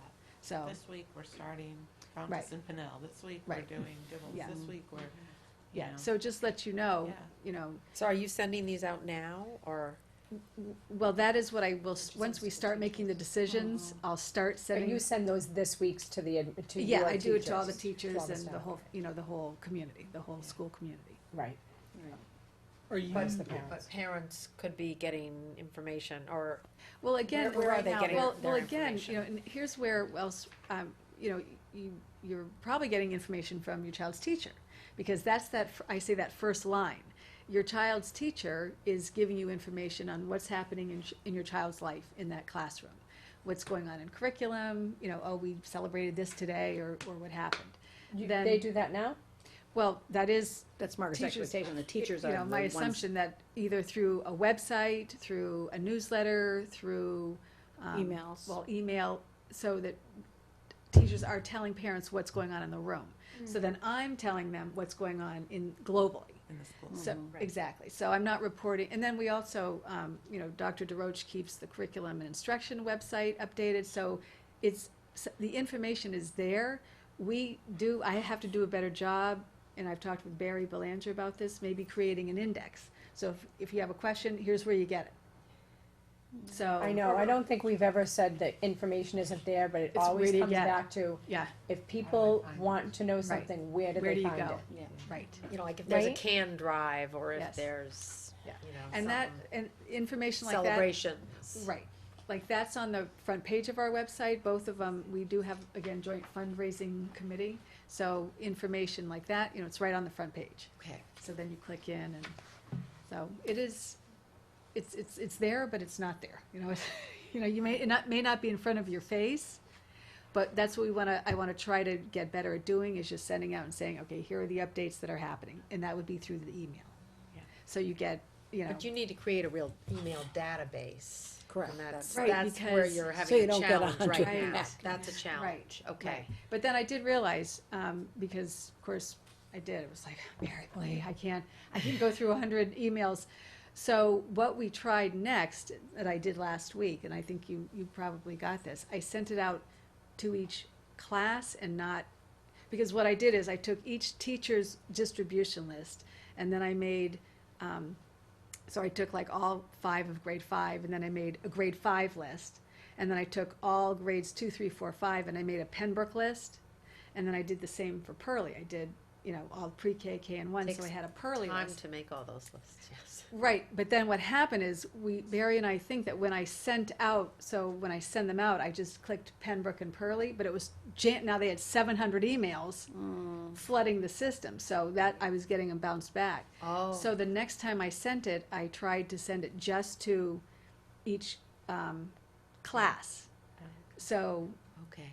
then I only got maybe 10 back, so now I know, There's gotta be okay. a better way though, Margaret, we gotta help you Yeah, with Gotta be- that. Will that, maybe she'll have a better way when we move to the new Pembroke? Well, maybe, With the new it has to do, technology? I think, maybe in some ways with the way our information management system works, so we gotta help you with that, cause, I mean, I don't know what system Peter uses, but I know at the high school, they've got it set up in such a way, and I don't know how, you'll have But to it help is a us. different Maybe we system. can chat with Peter. Yeah, well, it is different, and again, the Pembroke community wasn't, they just weren't set up for that, that's not how they do it, so. Well, they didn't used to be set up like that at the high school either, but they Yeah. are now, so I think we should Right, chat about yeah. what strategies maybe That will be easier. were used and Sounds how we good, 'cause might I'm be able just, to do it. I'm just thinking that parents gonna Beyond the wanna know bounces, before are we paying, June are we 2015. able to see how many are opened?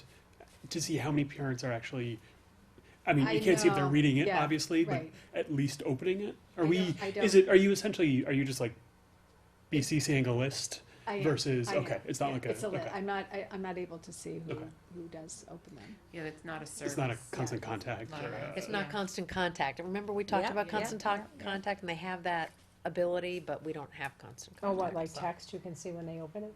You can see that they It's open a, it? it's a Yes, service. Yes, and they So- The service is- group you have different table email Isn't there just a addresses. read I don't know if receipt? that's so important. Isn't there just read Well, the question receipt? is, can you do it Sometimes yourself? there are, but I don't know if we have the What? capability of doing it on our.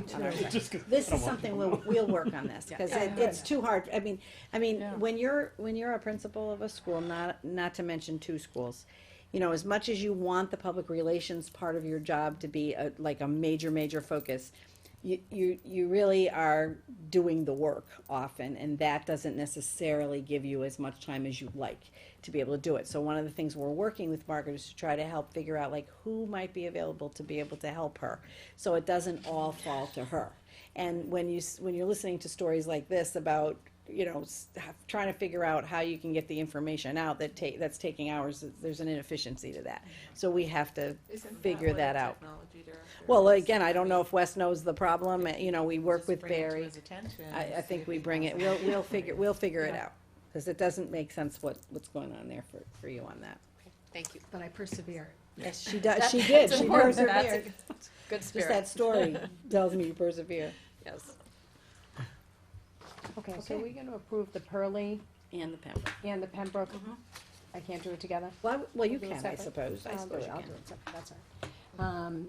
The chair will entertain a motion to approve the 2014-2015 Pearly School Improvement Plan as presented by Principal Margaret Marr. So moved. Second. Any discussion? All in favor? Aye. Aye. Okay, and the chair will entertain a motion to approve the 2014-2015 Pembroke School Improvement Plan as presented by Principal Margaret Marr. So moved. Second. I'll ask that Laura just, send you the updated school committee dates. Yes, Yeah, thank that'd you. be great. Make those changes. Okay, any discussion? All in favor? Aye. I also just want to make sure I, recognize Hope Doran, who's the AP at the school. Thank you for coming tonight, Hope, and supporting Margaret. No, how are things going? Really well. Are they Love it. good?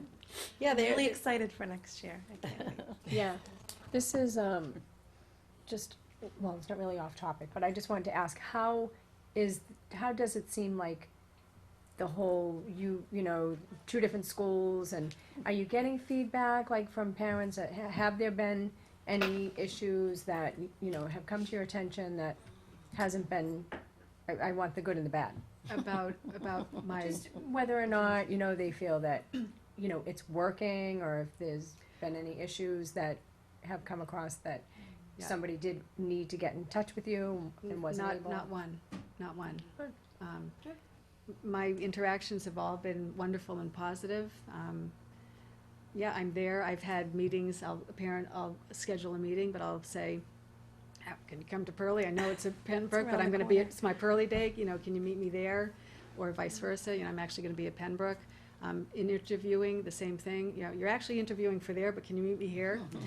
So, you know, it's busy, but I can't say there have been any problems as a result of the change. I mean, it's a lot going on, but not, oh, wow, this is a problem. I mean, I try very hard to have one day, you know, that Hope and I flip-flop, so that Monday's a half day, but then Tuesday, Thursday I'm at Pembroke, Wednesday, Friday at Pearlie. But this week, just with different things going on, I haven't been at Pearlie as much this week. So next week I said, all right, I'm gonna spend more time at Pearlie next week. And it's a short week anyway. So, you know, it's, but then I say, I'm down to 7 months. So every month, you know, now we're down to 6 I'm months. sure everybody would prefer to have their own principal. You know, I'm sure that the teachers would prefer to have Margaret there in both schools. And I think, but thankfully, we do have Hope, who's doing a great job. And, you know, so I think there's the security that they feel of, okay, there's somebody in the building if something is to happen. And then obviously they communicate. But I do miss, I mean, and they say, But you know, we miss the you. And it's like, I connections. miss you, I miss, so I do, I think it will just be nice. you It'll know, be when we're all beautiful when you're together. next year. So the teachers too, they're not feeling any Well, I don't think that, well, I think, I mean, I not, I mean, I think just because we have a relationship, Pembroke, I think they probably, I hope they miss me, you know, when I'm not there too, they have Hope, but, you know, Pearlie, they've just had me for 4 years, so it's hard when you do form these relationships and Right. then, you know, somebody's not there, so, you know, again, that's not, it's just, it's not that they can't get along without me, they can, but, you know, when you see somebody every day, I think it's just making that change, so. Do the kids seem to notice? Well, the story I love, so every morning at Pearlie, we do all get together out back for the pledge that we've been doing for years. The kids line up and we say, you know, I say the announcements and what's going on, I give the date, you know, blah, blah.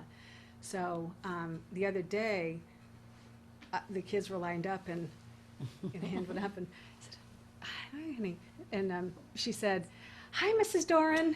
To you? To me. And I'm like, Some of the okay. kids call me Mrs. Marr sometimes. I said, actually, I'm Mrs. Marr, and then one of the teachers said, because you look so much alike. They call me Mrs. Marr all the time at Oh, that's, So I thought it was just so cute. that's funny. So you corrected him and. I said, well, actually, I'm Mrs. Marr. But then a couple minutes later, she said again, you're Mrs. Doran. Mrs. Marr. I know, those are the stories you remember, right? The funny things. You'll never forget that kid. No. Okay, well, that's good. I'm glad to hear that. I'm glad to hear it. Well, I mean, Margaret's not gonna tell you, but Margaret's there on the weekends, she's, you know, I mean, I believe she's, you know, she and I are, well, cause I'm crazy, but she's gonna get just as crazy as me. But, you know, we're emailing at 10:30, 11 o'clock at night, you know, she's thinking of something, or in the morning, Margaret's a morning person, so a little more than me. But when I open my emails in the morning, there's usually 3 or 4 from Margaret, she's already, you know, emailed me things she's thinking, so, I mean, she's putting in, and Hope as well, putting in a lot of time, you know, and she won't tell you that, but I will tell you that she's taken this very seriously, and she, you know, doesn't want there to be anybody that's feeling like they're not getting what they need. Thank you. Absolutely. Yeah, no, we appreciate that. Thank you. Thank you. I'm glad it's going well for you. That's good. We're happy to have her. Great. Well, thank you. So you wanna talk a little bit about the transition, Margaret? So the transition update. So generally, again, when we're looking at just our celebrations in the school, the Pearlie has we call it our celebration of growth. We've been doing for the past several years, so we will continue to do that this year. That's on June 5th.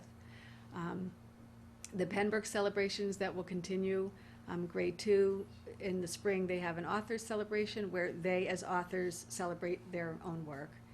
Grade 3 will also have an author celebration. Grade 4, evidently in the past, they had done animal research projects as a family, family celebration. Yes, yes. But actually, this year, they're gonna do a states research project. And then in June, they do go, sorry?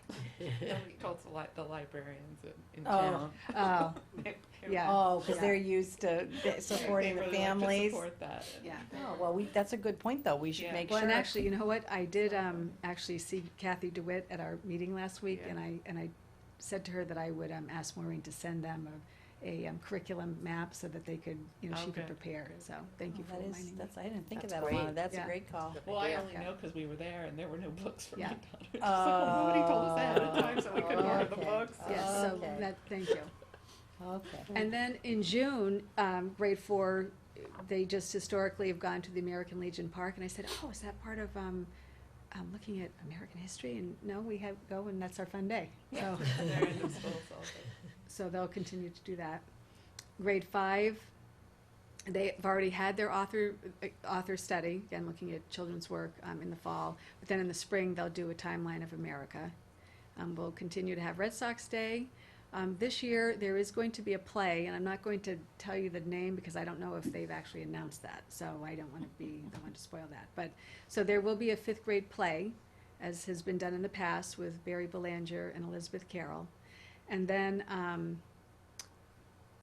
this year, Karen Burr, who is a PTA grade level rep in 5th grade, met with me about a month ago and talked about, the 5th grade, like what was going to happen with them. So then as we were talking, I said, well, we need a committee, and I guess we need a chairperson, and do you want to be the chair since you're right here in front of me?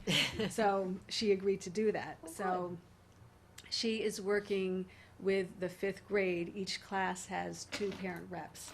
So again, she's not doing everything, but she's coordinating everything and asking the parents to help to plan things like the end of year celebration. And I guess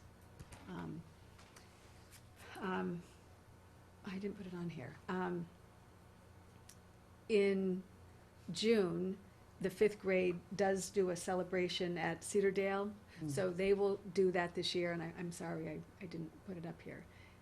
So that's one thing that Mrs. Burr is working on, doing a major fundraiser, again, so that it can be self-supporting.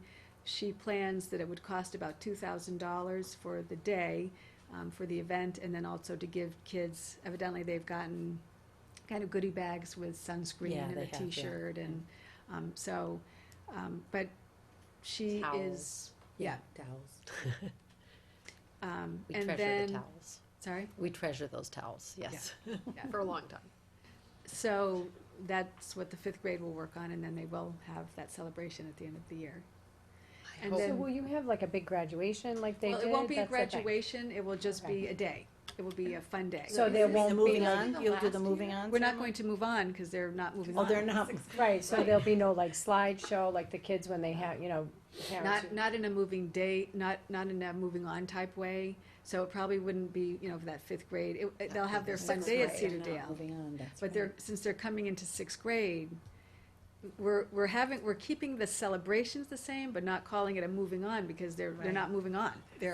Next year they'll move on. So, okay, and then it gets into the whole 6th grade Right. next That's year, what I are they think gonna she's- have yeah. this So Cedar next, Dale and all that? well, next year, just as far as the play, they won't do, because it will be the same children. So rather than a play, they'll do a show. And again, I don't know what kind of show. Barry Belanger and Elizabeth Carroll, again, will plan some event, so those same children it will be their last hurrah in the school. But since they'd already done the play, they didn't want to do the same, that should be special for them. So that this year will be their special play, next year will be a show with those kids. And it will be moving on. So then, and then in 6th grade, they'll move on. Then the other thing that we are talking about is, will 6th grade do an environmental camp rather than Kiev? Because Kiev is kind of the beginning of something, of a leadership in middle school.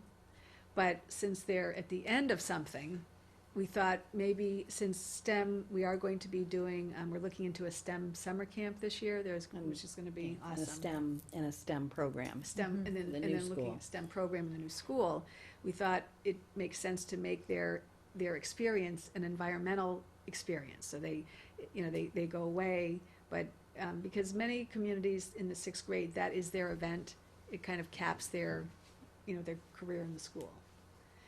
And then also in fifth and sixth grade next year, I'd like to look into a peer mentoring. The district's attorney office runs a program where they train children who are interested to be peer mentors. So they help work out conflicts among their peers. So if you have you two are fighting, then you can decide, would you like a, Today. then you can have a Decide peer whether you wanna mentor. be punished or go to the mentor. That's peer I mean, I'm kidding, of course, mediation, but- that's peer mediation, right? It is, so then you can decide, no, we want a peer to help us, so then somebody who's participated in that peer mentoring now goes to you and helps work out that conflict. Right. So, Now, we don't have that in the middle school right now. Nope. Do we? Nope. That's a high school We thing. used to have it in high school. Do we have it anymore? We stopped doing it because there was so much emphasis on bullying, Uh-huh, and that's exactly what you don't do in a bullying situation. okay. So we got away from it, and it was very expensive for the. Yeah, they are Okay. expensive. Yeah, 'cause they But go this is away something to- Margaret said through the district This attorney's is a different office. program and a Right. different, yeah, I okay. just know in another district I was in, the children, they take a bus and they go over, they get trained, and then, But now they're- usually you have to have, so you'd have to just appoint somebody in the school, whether it's Hope, whether Right, to it's be- Elizabeth, yes, whether it's yeah. Amy Wall, Right. that's gonna work with them, because yeah. there does need to, I mean, I've done peer mediation every place I've ever been, and I am a fan of it. But you do have to have somebody who can sort of help determine whether or not it's. Right. Yeah, because you're not going to have the bullying, you're not going to have the serious situations, you're gonna have the conflicts at recess, But the stuff that Call me a name, sometimes or, you know, people that- call bullying, the things that people are calling bullying today, Yeah. are really what Margaret's talking about, the conflicts that happen. Moving forward, these fifth grade events that you're maintaining, are they going to stay? I mean, will it always be fifth graders who do the show? Will it always be fifth No, graders who then take the that's senior why, trip? that's why Because- that's why those fifth graders in sixth grade, they're gonna do a show, because then the following sixth graders will do the play. Right, Because it's that just will for be this this- year's fourth graders now, when they're in sixth grade, they'll do the play. So next year, when they're fifth graders, they'll do it with the sixth graders? No, No, they won't. fifth grade they're- won't do they're not anything. They having won't a do play. anything. Their play will be, their big year will be in sixth grade, Right. that's, But what will the fifth grade experience be for them next year? Because, I mean, if you go back a page Yeah. and you have, each grade has something. right. And grade 5 happens to have Well- extra things because they have. right. Well, So they'll just have the author study So and they'll the, just have the Timeline. Exactly. and the They'll- timeline of Or it. whatever they determine, yeah, I if mean, it they changes. may Yeah, actually. because these are curriculum related Okay. up until the Red Sox day. Right. That's, that should be in the curriculum. it is like, national. Right, That's so true. then, so next year, that's the start of the fifth grade, just Right, being, exactly. because So it's not the final. Right, I mean, we would year still in the probably do school. Red Sox Day for the Yeah, school. sure. Right. But then, again, this year's fifth grade, next year's sixth grade, Right. we'll do a show. Okay. This year's fourth grade, they'll be fifth grade, they'll have all these great things, but then in sixth grade, they'll do the play. Okay, so the show is just a one-time thing. Right, That's so it's a right. play, It's a show, transition. then It's a play, transition. play. And then, I mean, things like community service now, like every grade does some kind of community Right. service, so fifth Right. grade would have that. Yeah. And then we And do have that envision, again, grade 5 and 6, being peer mentoring, and then still community service in the school. Right. Working with, even tutoring little kids, reading to kids during Yep. recess, doing what they do now, recycling. That's one of the beauties of the longer grade span, so now you can do fifth grade buddies, or sixth grade Right. buddies, or internal Okay. tutoring, and, The community service hours, though, aren't like, no. they're not. They don't, It's just, it's if kids decide they don't wanna go to recess, they'd rather go to the library and, do something in the library, or go read Yeah. to kids in a first grade, or and then in our new school, of course, we'll have the gardens, so maybe you'd be a gardener. So there are Yeah, lots the gardens are of gonna be ways the- that, yeah, kids could get involved. So can I just go back to that environmental camp? So what, are we not doing, is that separate from Kiev? Well, You're this is what we're talking about, and again, we haven't decided, but I put it up there just as, one thing we're looking at, because in my time here, when I'm looking and hearing what Kiev is, Mhm. by the time, at the end of sixth grade, why would you go to a mentoring? That's what you do in the beginning of a career. So maybe, and I'm just saying, I don't know this, but maybe seventh grade does that. So sixth grade, when you're ending something, that's when we're looking at, well, because we are going to be doing more STEM activities, we're going to be there, we're going to have a STEM summer camp this year. Maybe we can look at more of an environmental camp, and that caps their career in sixth grade. I think that the concern that comes to my mind, I mean, I love the idea of sixth graders going to environmental camp. What is probably concerning is that, okay, I'm gonna send my child away with school in sixth grade to camp, and I gotta come up with the money for that, and then my child goes to seventh grade. I'm And not goes- saying that, yeah. We I- haven't I don't want decided that to that be there'll the be a message. trip in seventh grade. Yeah, I don't want that to be the message that Yeah. they are. But, and I haven't asked for parent input on this yet, Okay. so this is, I'm Yeah. just kind of It's like putting a it out there as draft. yes. This is just a thought. Okay. A thought process. Right. Okay, Right, great. okay. Yeah. I mean, we're trying to connect it, and then the other thing is, well, I think people have loved Kiev in many ways, and there's obviously some very wonderful things about it. One of the things that has always been raised is, there isn't an academic component necessarily to it. So that isn't the reason we choose environmental camp over Kiev, but it is an opportunity to address that along with some of the other connections that we want to make to the STEM. So that's, and most of our experience has been, a lot of us have had experience with, the nice thing about it when you have a K through 6 is that kids look forward to it.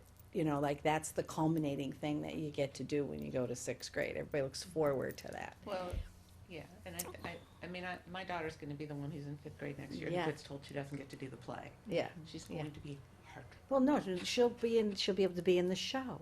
And the show, who knows, maybe it'll be a nice variety show or something. We'll make it something. Yeah, I mean, but she'll be in it in the sixth grade. Right. The So show is that's- next that's- year. I know yeah. she's. I mean, the I show know is she's- this year. and I've said Alana, that your too. daughter's in fourth grade Fourth now? grade. Yeah. So the Okay, show so is next this year. year- No, She no, won't have the- anything. Right. She has to wait till sixth. She has Right. She has to wait till Right. sixth. The show is Even for though, this fifth grade So year. her whole Right. class, Yeah. though, Plain is They'll looking wait for forward sixth, to right. being Yeah. a fifth grader, to doing, so I'm just saying, like that, Yeah. Yeah. because that's, Yeah. they've built this She expectation. gets this beautiful school though. Yeah, That's- it's, I just- yeah.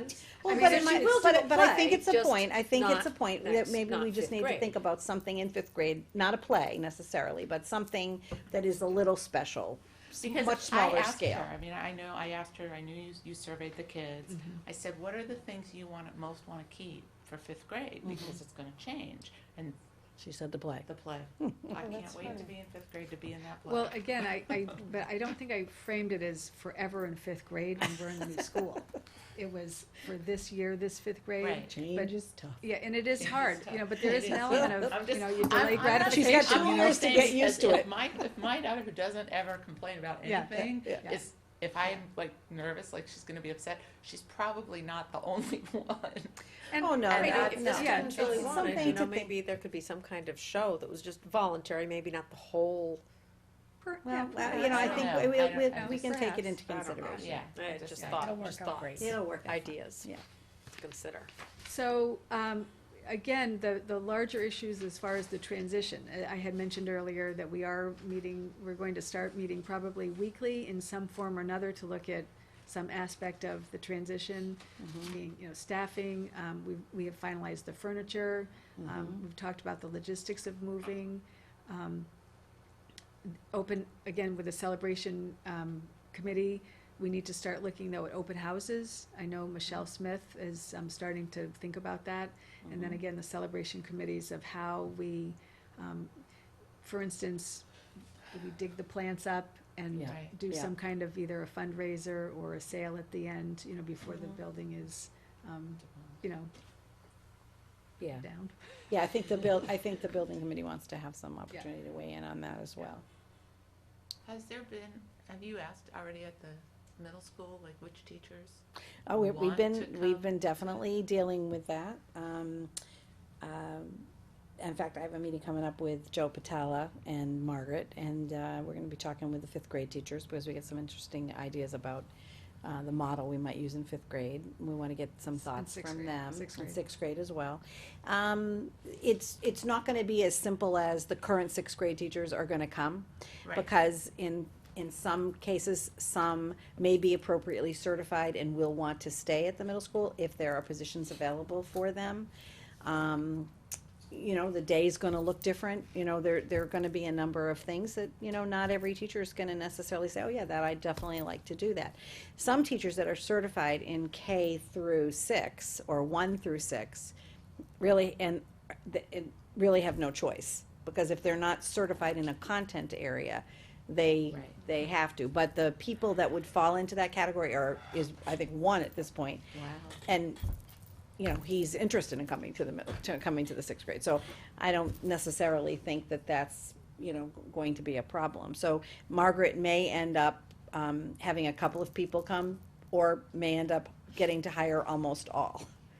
So we just don't know that yet. But the discussion, the bigger discussion is, what's sixth grade gonna look like? Regardless of who the teachers are, Right. what's it gonna look like? And we are very much involved in that conversation. Obviously, we'll come and talk to you about it when we finalize that. That's one of the things that we're actively involved in now. Mike has been really looking at the potential possibilities of how we would move, and he's gonna come back to the committee, I Mike think. and- Anderson? Yeah, he's working with us on the whole, and Chuck Adam is helping with some of that and working with DRA.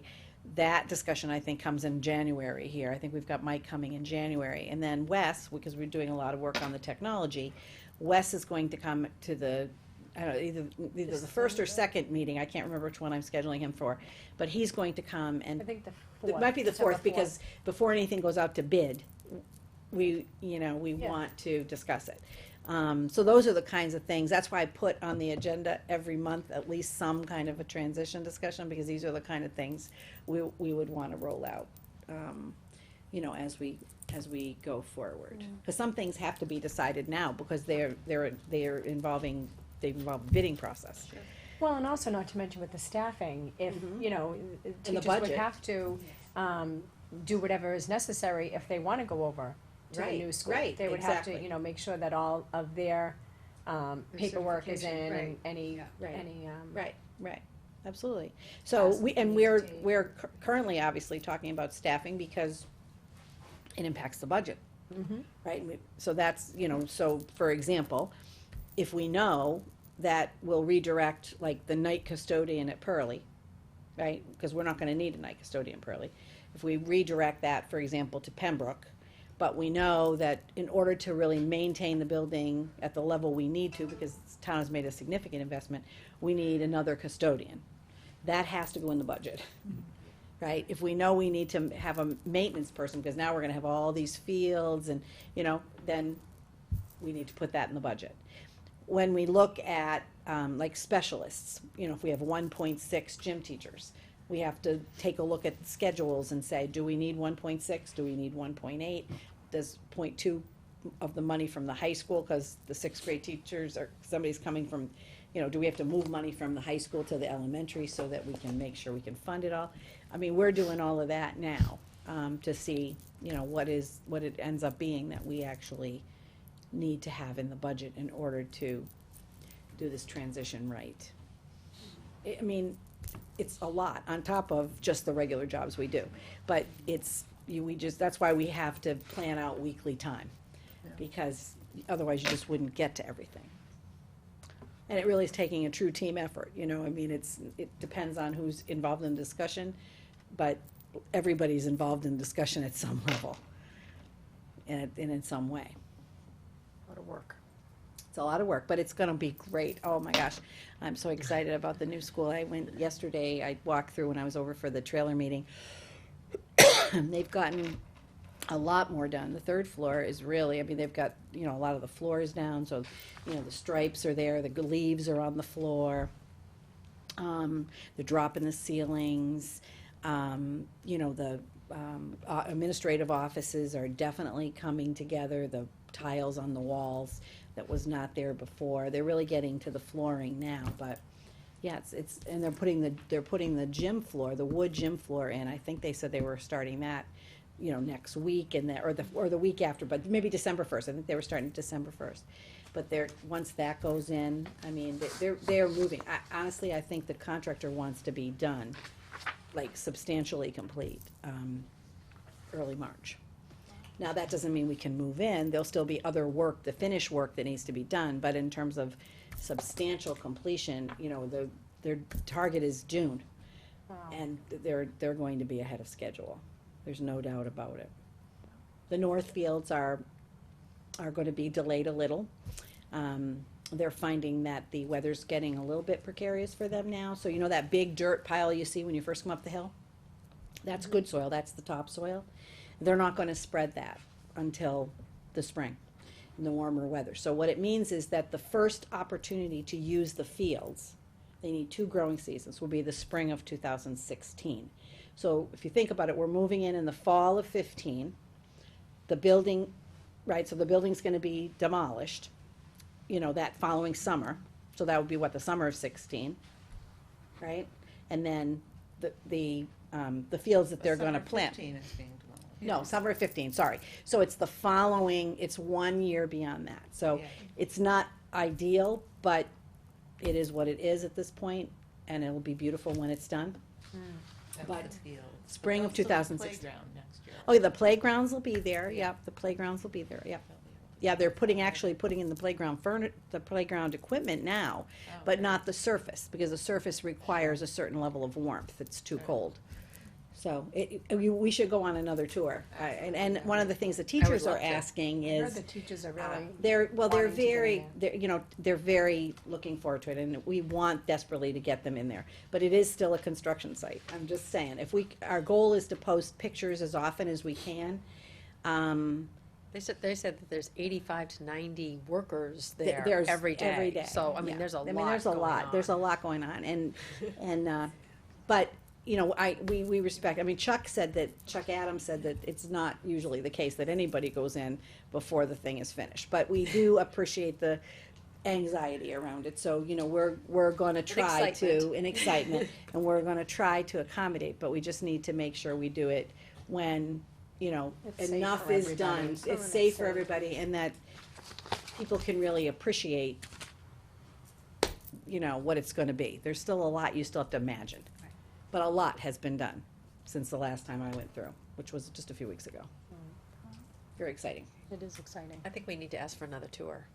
Well, we can definitely get a tour, that's not a problem. All right. Any questions Well, for thank you. Margaret? Thank You're you, welcome. Margaret. Thank you, Hope. Thank you very much. That's great.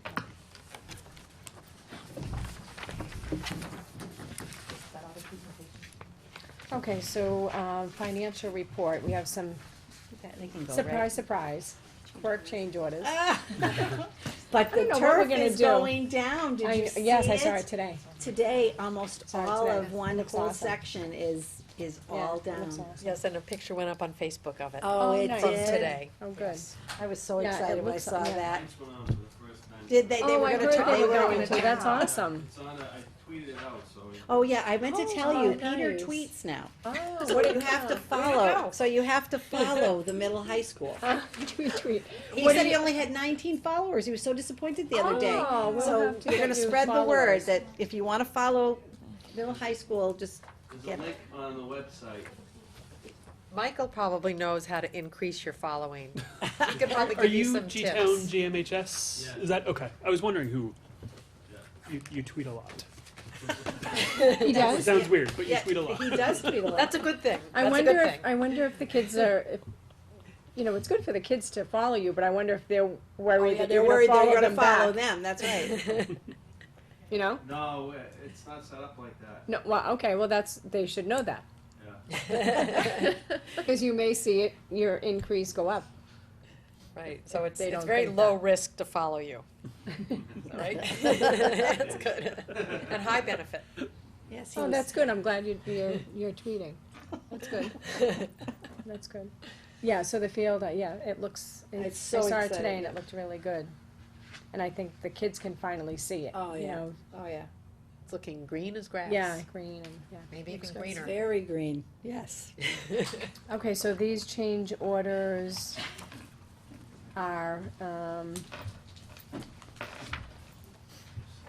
just the moving of the, was it the moving of the, Change order number 4 you had last time, but there was a mistake on it. oh, The $65,000 total was supposed to be a credit, and they added it to it.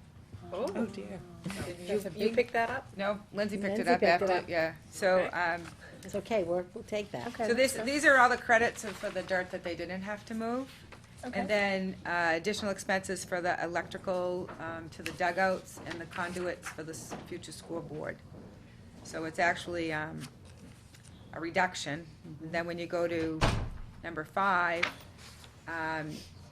it was the cost to move the soil up to the top field The plus. 61, oh, Yeah, right, well, it's a okay. total of Yep. 61, the 9,849 And was then the repairs, to right. build like the berms. Yep.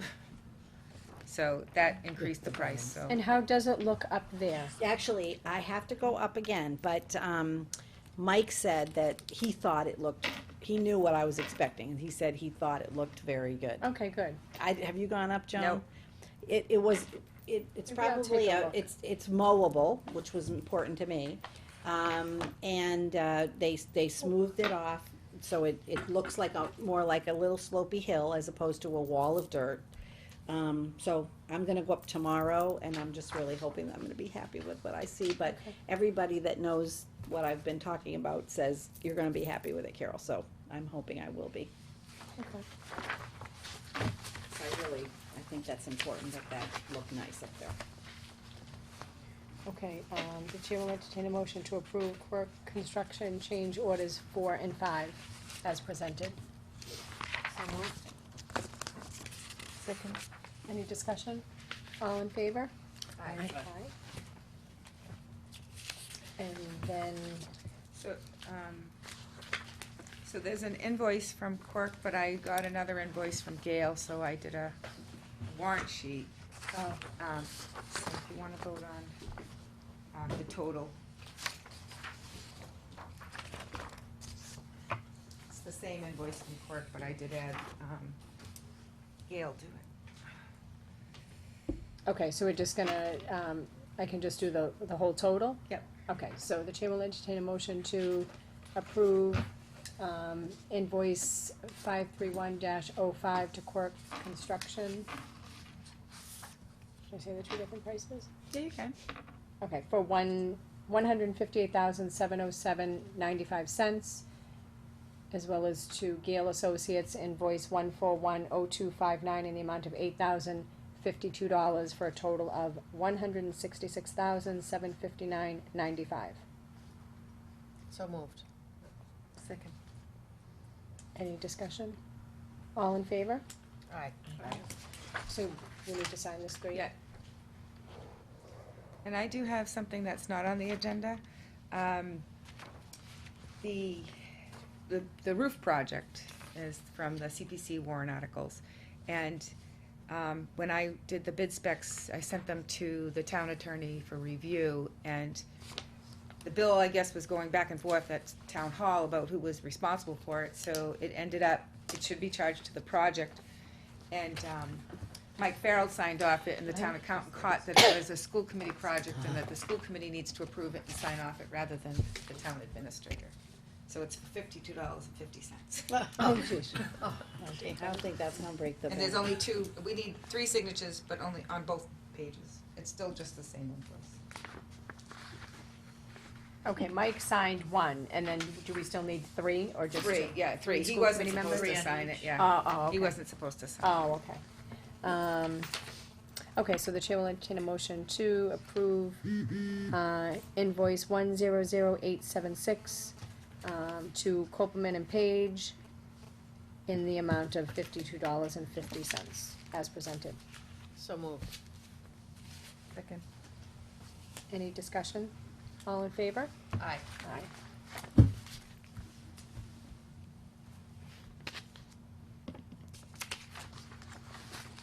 Okay.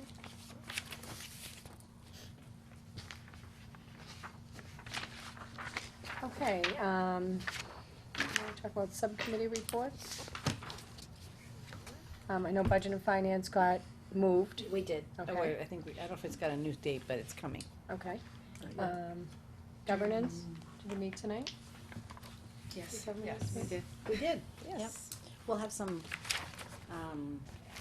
couple of distribution policies and one revised policy, right? Yeah, For we next reviewed, meeting. the idle vehicles policy, the building use policy, the, Lunch, Meal charging policy. meal charging, right. yes, so we'll have, I think, oh, and the bidding requirements. So Oh, the yes, that's right, it was just a change in the review. number, right? Yeah, so that's just a change for, formal bids over 35,000 and over. So there'll be 3 for the next school committee meeting, idle vehicles, building use, and the bidding requirements. And then we're making some adjustments to the meal charging policy and, getting some additional information on concussion, domestic violence, and then the discipline policy. Cal, you said you're gonna do a legal review. Yeah. And then we wanna make sure there's compliance with the handbook, so. Yep, that was it. Yep, that's great. Okay. Negotiating, we did meet, the first meeting, things went well, and we have like our next, 4 meetings scheduled. Next one's December 10th. Public relations? We met, and, would you like to? Sure. Since you're doing, you did the minutes. Sure, yeah. We talked about the communications plan, using, kind of going from a model, kind of building out a communications plan out of that, working on getting kind of a first draft. I think first draft might sound a little too far advanced for where we are at the moment. Just sort of, It's a baseline draft. Exactly. And it's ready to go. yeah, So, Oh, and then, excellent. and then gonna be able to work on it. Right. And a lot of people will be able to have input on it. Exactly. Talked a little bit more about Let's Talk, the sort of community feedback mechanism. Trying to see if we can pilot it rather than full on sign up, for lack of a better word. A lot of discussion on how to effectively use Twitter and Facebook from a school PR perspective. And then the last one, less sort of formally, but more talking about websites and the sort of the disparate district websites and I guess Connect Ed is going to be going away at some point, Wes was saying. So there's going to be less support for the kind of the current platform that the websites are built on, so we need to look at redesigning them, redoing them. And we were talking about kind of ways to do that. One of the goals being making it easy for people to know where to get stuff that they're looking for. Because I think that was one of that came up several times in the meeting is I have a question about curriculum comes to mind, which isn't a good one, but I have a question about, school lunch, having it be kind of in the same place on the website, whether it's the Pembroke website or the high school website. If they're looking for a certain piece of information, it's an easy, logical place for them to go, which isn't totally the case or available right now. Is our contract up with Connect Ed? I guess it's being phased out. No, or... I think that's Wes's thinking, and I'm not saying we're not gonna do it, but we're not at the point where we know what it would be replaced with. I don't want the public to hear that we're getting rid of Connect Ed, because that's one of the things that people really like. What we would consider doing is looking at, is there another similar alternative that would allow us to do the same thing that would be connected to some platform that we're using in a more Right, so if we seamless got way. rid of it, we would. We wouldn't get rid of it. Right, We we would, would- Changes would be Yeah, to we would improve still the have service, not to. that's right. Yeah. Not to take it out. because that is people do I do like that. like Right. that, and they do rely on it. And I know for myself, that's a good way to get You know, stuff out. especially with like snow emergencies, Oh, all yeah. those, and. But there, you know, I think what Michael's talking about though is there are some platforms that sort of have all that stuff integrated and built in.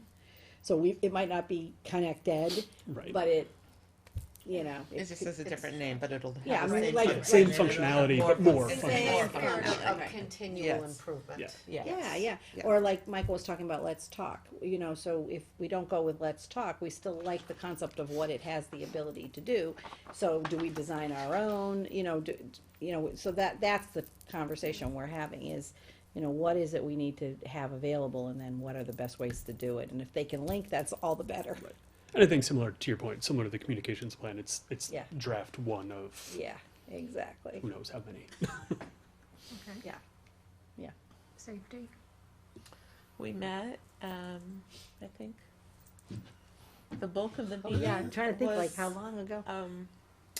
really devoted to the role that school personnel play in keeping the school environment safe.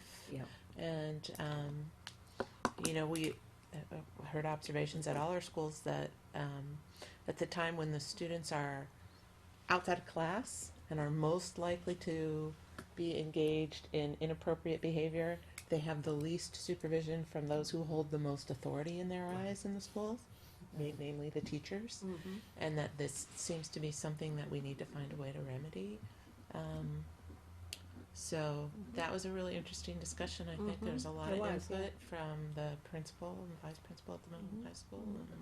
And actually, just like the fire chief too, you know, doesn't live in the schools, but I thought he added some interesting insight into the conversation, and also from the police department. Yes, so it was really And the and bus even- co- and the bus company. as well. I mean, just we really got it was I felt a really useful conversation, a really important conversation for us to be having about, you know, what does it mean for us to be both educating students not just on the things that we test on MCAS, but on how to be contributing members of a community, their social and emotional development, and who's responsible for providing that piece of their education, and how do we make sure it's happening, and how do we know it's happening effectively in our schools.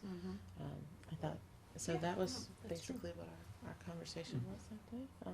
Good to hear that there wasn't anything pressing beyond that. Oh, yeah, Beyond that, I still love the fact that we work so closely with them, absolutely. you know, the fire, the police, the bus company. Yeah, that's really Peter Durkee Yeah, from yeah, highway. Highway. And, I mean, our conversation yesterday with Colleen and Mike from, you know, Council on Aging, which I guess it comes down here a little bit Yeah. further. It's nice. So, yeah, it is nice that there's so many nice partnerships that have blossomed over time. School building was last night? No. The school building was November 18th, so that was Tuesday, right? And, so they started out with the Georgetown, the middle high school. And regarding that, 60% of, am I cold? I am cold. Are you cold? Yes. My toes freezing in were- here. Yeah, it is. 60% of the design documents distributed to cost estimators, and the estimates have been reconciled, were submitted to the MSBA on October 28th, and feedback from them will be coming back any day now. We approved a change order to remove the skylights.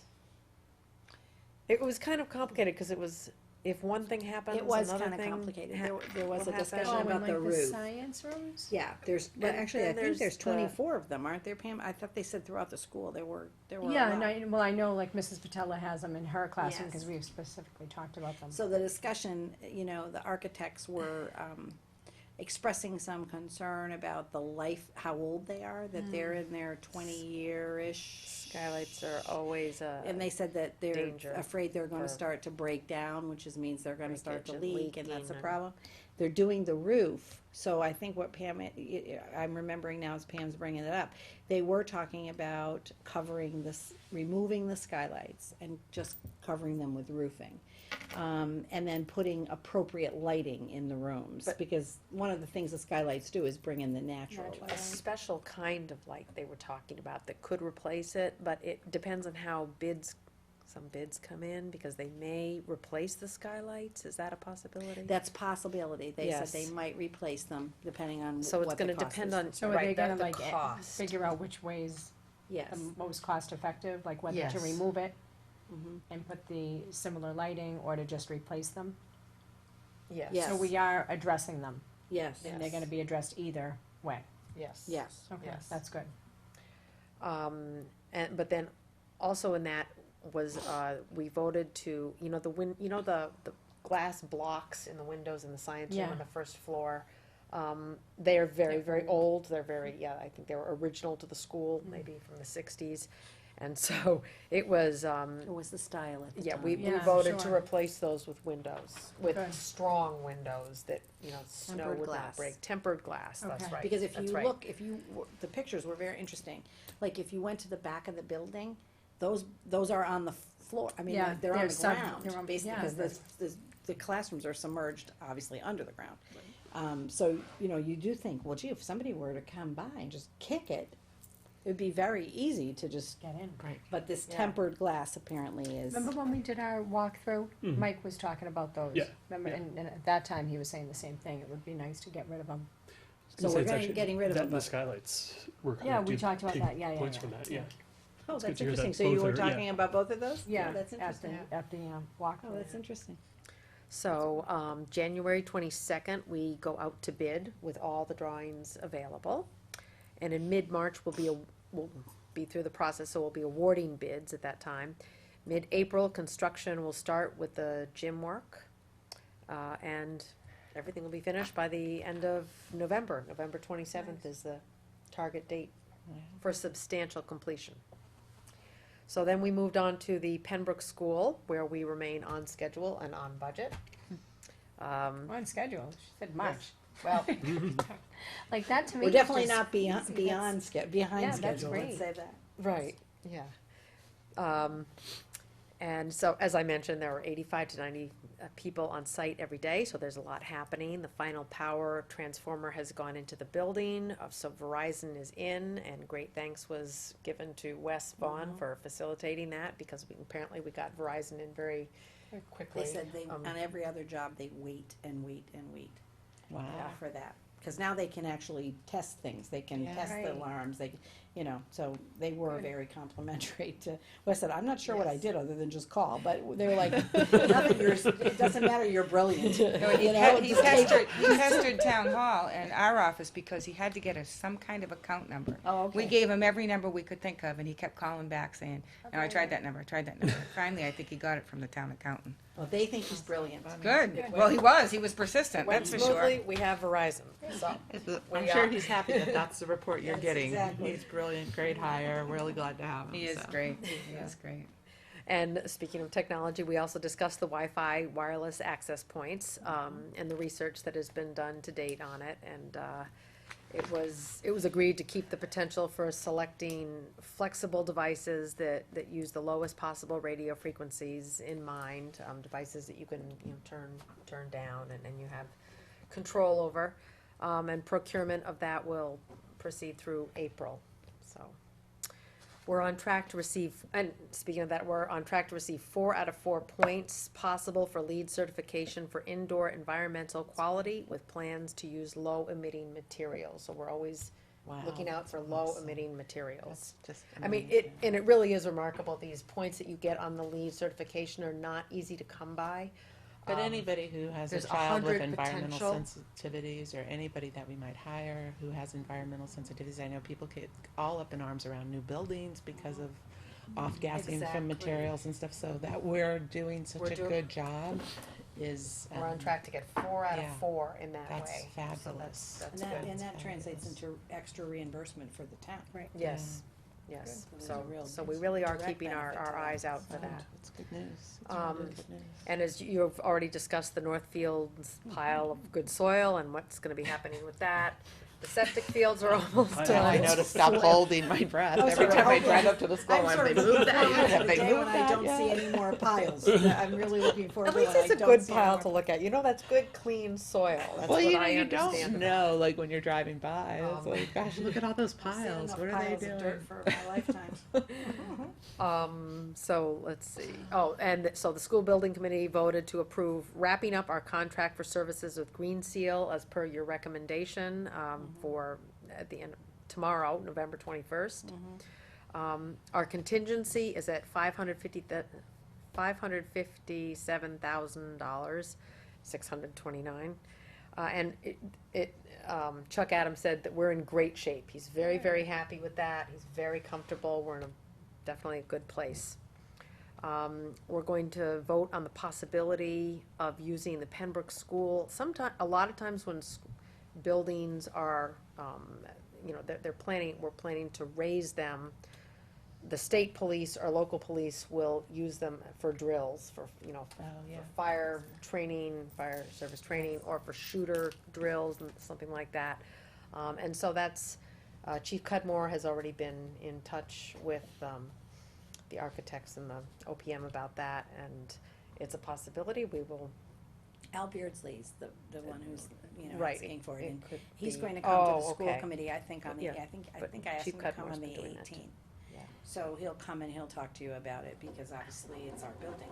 Right. So, if Right, so you're how interested- long, like, would that, Oh, he only needs, I think he wanted a week. I think he's gonna get a couple of days. We discussed a Oh. weekend, right? That's what we. Because it really depends on when school gets out, Right. and, obviously, they're very interested in, as soon as we get out and the stuff gets moved, they wanna start taking that building down. So they're not, they're not looking to, delay that a couple weeks so we can do Okay. training.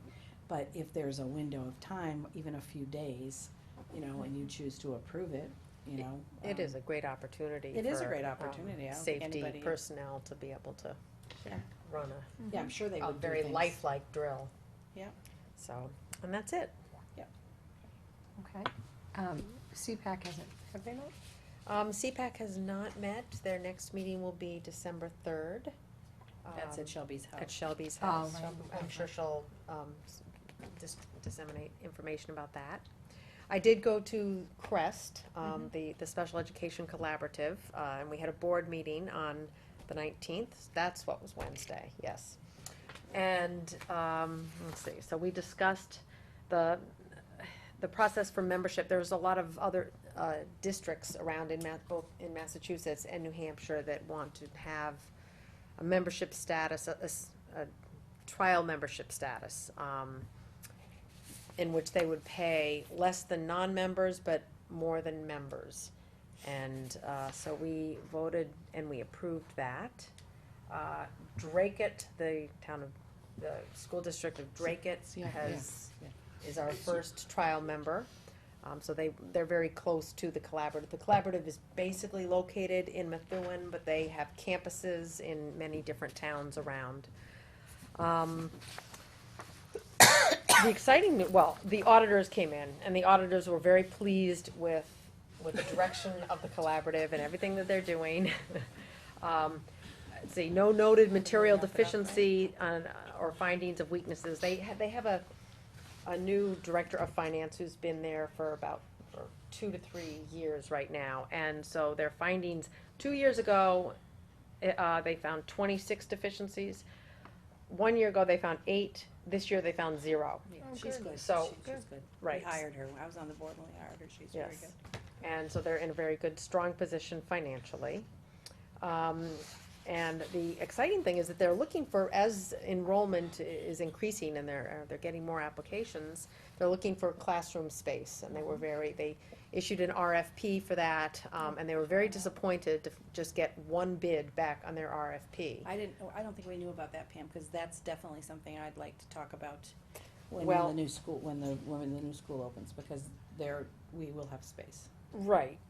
Well, I And think. I told Kim long ago that. And I think we've I'd be in a discussed, and I position had to- brought up that we did have Okay, good. potential space in Okay, Pearlie. I good. did But discuss that. I didn't know about any kind of RFP process or anything like that, so. Yeah, I don't know how they got that information Okay. Well, out. you can just let Kim know that we would continue to talk about it, and then determine whether or not when we make the final decisions as how we're gonna allocate space, Mhm. we can determine if we can, what the advantages to us would be in renting a space to the collaborative, Yes. because it is an income potential. Yes, yes. And it's a good mainstreaming opportunity for their children. Because right now, they're in substantially separate programs, there are no typical kids on their campus. So this Right. would allow them, This would be more of a least restrictive environment right. for their That's students, right. for those students that would do well in that place. But they did get, so that we voted to accept this bid, and the school will be taking a 10-year lease out on the Branch Street property in Methuen, and it's quite large, and it has the potential for a lot of growth, even the potential to move the whole thing, the whole it's not in a great collaborative. facility right now. It's not. It's not. It's in And an old- it's in I an old Googled, bank. I Google imaged this building while I was hearing about it, and it would be a major improvement. It's really quite beautiful. And the landlords will do all of the renovations. I mean, they just tell the landlords what they want, and it's done. Sounds, compared to everything we go through. Kinda sounds good, true, doesn't it? Yeah, it does. But it's, the board is very positive about it, and it could really facilitate some excellent growth through the years. But it would be, as you said, it's not a public school environment, so that would be for students who, would do better in that kind of environment, More yeah. restricted. And they'd move the EPIC, the ASD, and the social emotional programs there. That's the plan at this time. Enrollment is up in every program except for EPIC. Which is not a good thing. I mean, it's a good thing for I know, I was Crest. gonna say It's good, that's it's not a good trend, indication, because it means that more and more kids are not being successful in public school, in traditional public school. But That's- thank goodness there are opportunities. That's to true. send, Well- it's a beneficial thing, but, it's, I mean, the important thing is that the students are getting the quality programs that they correct. need. That's And that it's a good value for everyone concerned. it definitely is a good value Um, for everything, if everybody's concerned for membership, absolutely. Right. It costs much less to send children to Crest than it does to some other facilities, yeah. Right, so, It's getting colder in here now. so, Yeah, it's okay. And so that's basically it. Okay, thank you for that. Meet once a month. Not every other month. Okay. Sometimes it's once a month, but it's Yes. usually every other month. Okay. So at this time, I think we're gonna talk about the change of the budget and finance members, cause we do have, so after reevaluating my situation, I decided to remove myself from budget and finance. Alana is the alternate, so I had asked her if she was interested, and I think you also just can't find the time to do that. Pam, Well, I've already been on the committee, and Okay. so I thought Michael might, like a chance. yeah, And I thought he would be very well qualified too. Let me say, I think Yes. he would bring a lot to the committee. Am I being told not to do this? It's an opportunity. It's an opportunity. Lorraine's heard that before, it's an opportunity. so, so you're gonna remain the alternate? Okay, that's fine. Okay, so, the chair will entertain a motion to Just stay on the committee. appoint, well, in case, if either of you can't attend gotta go if meetings they too. can't. That's understand, right, yeah. I understand. So the chair will We're not allowed entertain a to miss motion to appoint, Michael Hinchliff to the Budget and Finance Subcommittee with Laureen Polignoni, and you will remain as the alternate, Alana. So moved. Second. Any discussion? All in favor? Aye. Aye. Thank you. Am I allowed to vote? I don't Thank even know. Looking great. You'll enjoy it, I'm Michael. very nervous now with Yes. the exuberance with which that happened. That's right. Okay, so new business, we have some, Yeah. an increase. So, do Camp you know much Kiev? about this, It's, this is the Camp Kiev annual Yeah. Camp Kiev? right, so I don't know the exact limit we have on our student activity accounts. but 10,000, I think. 10,000, so when you voted to establish that account, we recommended a threshold. And it seems like every year we have to here it is, make an student exception expenses. because they have to take all this money in to pay Camp Kiev out. Yeah, so it'll be it's going out temporary. soon. Right, Yeah, it's it's not temporary. gonna sit there. Okay, so the chair will entertain a motion to temporarily increase the middle school student activity account maximum from $10,000 to $30,000 for the month of November 2014 for the purpose of processing receipts and payments for the students attending Camp Kiev. So moved. Second. Any discussion? All in favor? Aye. Aye. And that's going well? Have you heard Camp Kiev this week? It's Yeah, very it's cold. cold. It's Oh, it's cold. freezing. It's And the cold up first there. I day see the that they went up, it pictures. was that day it poured and Pouring. poured and poured all day. But, I'm sure they're having a think- great time. yeah, the Good. kids, It's fun. kids deal. I saw pictures. Okay, and now the CIP discussion after your meeting yesterday? Well, we had a very brief conversation yesterday with, first conversation. Yeah. But we have Colleen and Mike coming December December 18th. 18th, I think, yeah. And, Joan, and Michael actually went and, toured the space, cause they had never seen the space before. And, So tell us what Colleen's space, eyes like lit up. like which With space Where the specifically? K and ones are, Okay. that, Yep, by the that wing. cafeteria, Yep. that wing. Oh. And, obviously right now and Colleen's been looking for a number of years. The estimate was it like 1.5 million Yeah. was originally thought that it would cost to sort of get a facility and get it up and running. So of course, we've been sort of talking quietly about, gee, when Pearlie has only the preschool and the central office folks, might there be space? And then still, we still wanna do some revenue generators, right? One of which maybe being the collaborative, so we wanna keep some space for ourselves to be able to do that. But Colleen is interested in every space down there, and we're, Joan and I had a conversation with her about it, say, we might not recommend every space. But she would like to have, she does lunch 3 days a week, she would like to have one room that could be divided into 3 offices.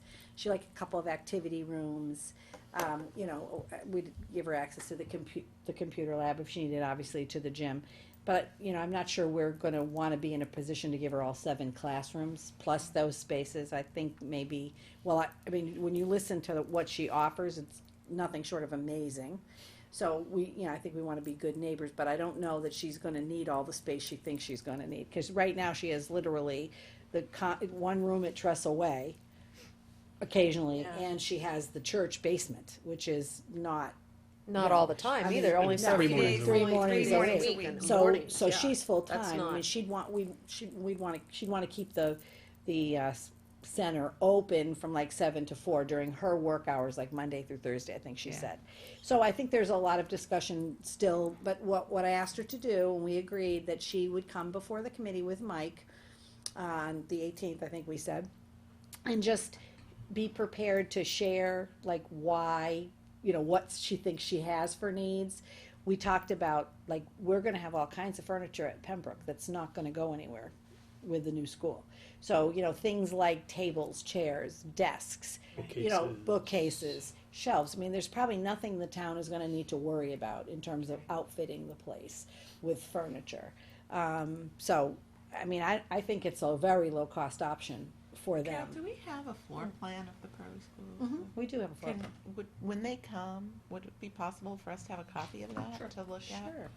So that we can have a course. sense of, we can actually look at it and block I out space would- for Mm. the schools. So, and- I think, Colleen's gonna kind of look at what her needs are, and, again, we can probably accommodate most of the furniture needs. The only thing she did mention, which we can't accommodate, is some chairs, like for elders, Yeah. they need like arms. Yeah, yeah. We don't have any such thing, other than like a teacher chair, but Yeah. that's not what they're looking for. They're looking for, for the stability. Sure, yeah.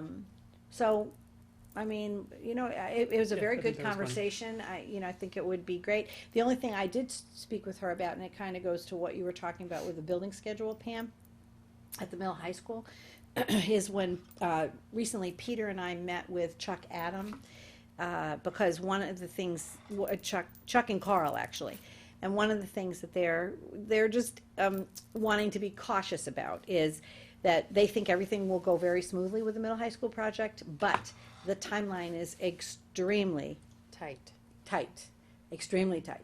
So if a part of the bidding process goes more slowly, someone contests a bid, any number of things that can happen. They may need some swing space. Oh, yeah, The only swing space I have is Pearlie. right. So I wouldn't wanna have us make a commitment to September for a senior center and then turn around and say, oh, and by the way, now we need space. Right. So I don't think we could really even Well, begin wouldn't to think of something it until has maybe the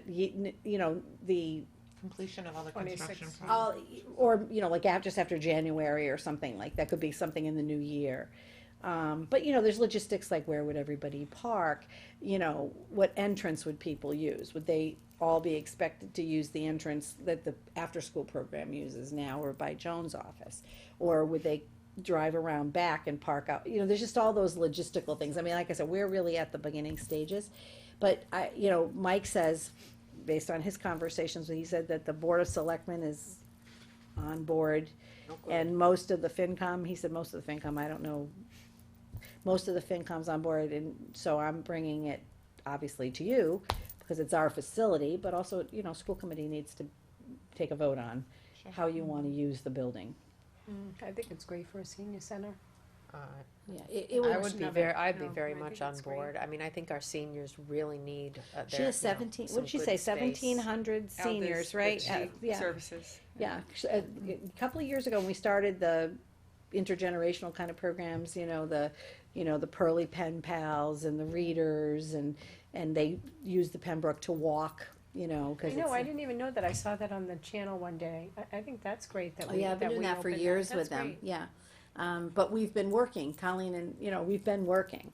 So, she's very, been very excited about the kind of programs. And actually, that's one of the advantages of having the senior center in the same building as the preschool, because even though you can keep them separate, there are opportunities for intergenerational kind of things that can happen, fairly easily. And because it's close to the downtown, so, I mean, there's a lot of reasons, why it's a potentially positive situation to give them a home. My husband's uncle, he just passed away, but, he went to the North Andover, he lived Yeah, they in North talked about the Andover. North Andover's, she talked about that being a Yeah. very avid, Yeah. active senior center. Because I was telling him about the facilities that, our seniors have here in Georgetown, and he looked at me and he said, oh, is that why they're all coming down to North Andover? That's why she said it's a very active senior center. He said, Yeah. so. Yeah, so We need to have our own here, that's quite a long ride down But to North she, Andover. Colleen's done amazing things. I mean, like I said, when we first started those programs, she was talking to me about 1,300 seniors, which still seemed like a lot to me. And now she says they service over 1,700. Wow. I mean, the things that they do, weren't you amazed at, like, all of the different little programs they offered? It's amazing, and, The in amount some of- ways, she's a one-man I was show. gonna say the amount that she does Yeah. out of the back of her Subaru is pretty impressive. It is I mean, very but- impressive. But anyway, so we don't really have anything formal, but, that's So the she's gonna come on the conversation. 18th? She's gonna come on the December? 18th, Okay, and she'll good. have more formal stuff Yeah, for that you will be to good. chat about. And That'll be we'll do great. a little bit more thinking about, like, how many spaces we would recommend that you offer. Okay. Because maybe it won't be 7. Just, Okay. it'd be easier, in my mind, to add to it than to, Yes. have to But we need, potentially take away, you we know what I need to mean? make sure that all of our needs are met. That's But I right. think we can meet everybody's Oh, I needs. agree, You know, 100%, we yeah. have, that can Yep. happen I agree. with thoughtful planning. The final, item on the agenda is regarding the Yes, and scoreboard. you're gonna have to indulge me a little here. So this is the tentative agreement that I had put together, based on the conversations that I'd had with John and he had had with Bob Boletto from the Georgetown Bank. Yeah. The bank is interested, or at this point, as long as things can be arranged, at making a $20,000 donation for the purposes of the scoreboard at the new middle high school. Now, it is in my office, run off. I thought I threw it in here, I did not, so it is my bad. But the modifications they made, they kept everything we had, And the modifications that they made seem perfectly reasonable, and I can certainly get it out to you via email, and you know, I prefer you vote on it with what I'm gonna tell you, but if you're not comfortable with that, I will get it out, you know, by email, we'll vote at the next meeting. Because I think they're trying to get everything, you know, get the scoreboard ordered and all that stuff. But basically, the only things that like the bank cared about, that I didn't have in here, were some language around mergers and acquisitions. If they had a merger and acquisition, they want to be able to change the name. Doesn't seem a big deal to me.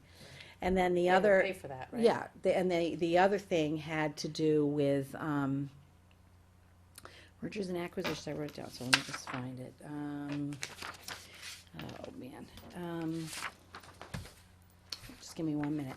Mergers and acquisitions. Oh, and if at some point the scoreboard got kind of ratty, they wanted the opportunity to be able to replace it. Oh, sure. Okay. I'm for that. So otherwise, it just it read like a legal document, but it really was I thought they were nothing listening that, to the email. you know, we should have had to be concerned about. But it was important to the bank, you know, I mean, what I had understood was important to them, that it was a one-time monetary donation, that no other financial institution would be able to advertise on it, and it would be for the life of the scoreboard. And that is what they cared most about. But then there were these other things like that I wouldn't even have thought about, like if the bank had a different name for some reason, you know, Which would they happens be in able, the bank would they all be the able to time, so remove of it and course. put the new logo on it? Of course you can, but it isn't, you know, they want it all in, you know. And in they the- want the first right to replace it when it's. That's what they want. exactly right. They understand that, this is the financial, you know, the financial arrangement is regarding the scoreboard. So that, let's say at some point we decided to sell advertising like some places do, they sell nice signs. Yeah. You can advertise around the facility, or we wanted to put another building up or something, and Yeah. somebody wanted to donate money. If another bank donated money for that, they understand, they don't, it's not rights to the It's to the just entire operating. facility, Right, it's right, right. really Just just the the scoreboard. scoreboard. You know, honestly, I think that it's a very generous offer. I don't think there's anything we should be concerned about. You know, but I would love to, you know, allow them to move forward so that they can do the mock-up, they can do all that, and then Barbie would need to sign it. So if you were comfortable taking it, it's up to you. Then Barbie, I would just make sure Barbie got the correct, and I would definitely email you out so you can Updated, see it. Right. Yeah, I wouldn't want you to not, you know, see it, but there was no red flags. And they worked within our structure, so. Right. I feel I'm comfortable The only raising up a vote. question I had, it's not gonna be Georgetown, I know we just named the field, it's not gonna be like Georgetown Bank Field No, or no, Georgetown no, Bank. no, no, no. It's just gonna be, how it's gonna be worded, Yeah, how it will look is, you know, we'll have, I know it's gonna obviously have Royals. It may Right. have the name of the you know, Collmore the Field. Collmore Field. right, It'll be the scoreboardy thing, and then at the very bottom, because we're not sure whether we're gonna end up having 2 or 3 sponsors. GAA will probably be one of them. And then the Georgetown Bank, and then there would be room for 2 or 3 sponsors at the bottom, near the bottom Okay. section of the sign. So it's not gonna, it's not gonna Yeah. be a big, like, the name Yeah, of the that's- bank I is just wanna gonna make be sure the that we were- primary thing you see, no. Yeah. It is a very generous donation. It's very nice I of mean, the them bank to has do been that. very generous to I us agree. over the years. I mean, it's, Well, they partnered with us for Connect Ed. absolutely they did, and they've done a number of things at the, Georgetown school. I mean, that, you know, programs that have been sponsored through the school. I mean, this is just another example, and it's, you know, they have been a great partner for the town in general, but definitely for the public schools, and we will acknowledge that. Yeah, that's fabulous, yeah. Yeah, we can- Okay. The chair will entertain a motion to approve the agreement between the Georgetown School Committee and the Georgetown Savings Bank for the synthetic turf field scoreboard. So moved. Second. Discussion? All in favor? Aye. I really appreciate that, thank you. It is my bad, I had it all set to go, I ran it So off. if and- there's anything other thought than it the was in this acquisition, merger, and the, right, it's right to replace, right. Yeah, I know, I worry if we have to wait till December 4th, you know. Yeah, I know. Because that I'm field s- is going, I know. going I'm sure up. they wanna It's go very ahead and move exciting. with it. Okay. Can I ask a very quick school choice Oh, yeah. Oh, yeah. question, just because Yes. we jumped over it? I wondered if you were gonna ask any questions about that. Am I reading the receiving are schools on the back top Okay, I gotta find it. right? Yep, keep talking, I'm It's listening. a very actively uptrend. You- of- Oh, you're of talking about private students- schools? Yeah, of Yeah. students leaving. True. Have we figured out a cause, like, is that an issue of, I don't wanna say concern, attention? Oh, it's definitely an issue of concern that we do work with quite a lot. Is it, I mean, are the schools just getting better at advertising their, what makes them No, I think attractive, or I what's? think there are definitely some perception issues, there's no doubt. You know, it's interesting because when you see how the high school performs, right, you know, you definitely, some of the perceptions of the absence of enough rigor, I think, are probably a little misguided. But you know, Georgetown's a small school district, right? You know, kids go to school for 13 years together, you know, so there are some situations that people are just, maybe they haven't had something that worked out for them in the middle school, they don't even give the high school a chance. The other thing is, some people wanna send their kids to private school, that's just kinda how it goes.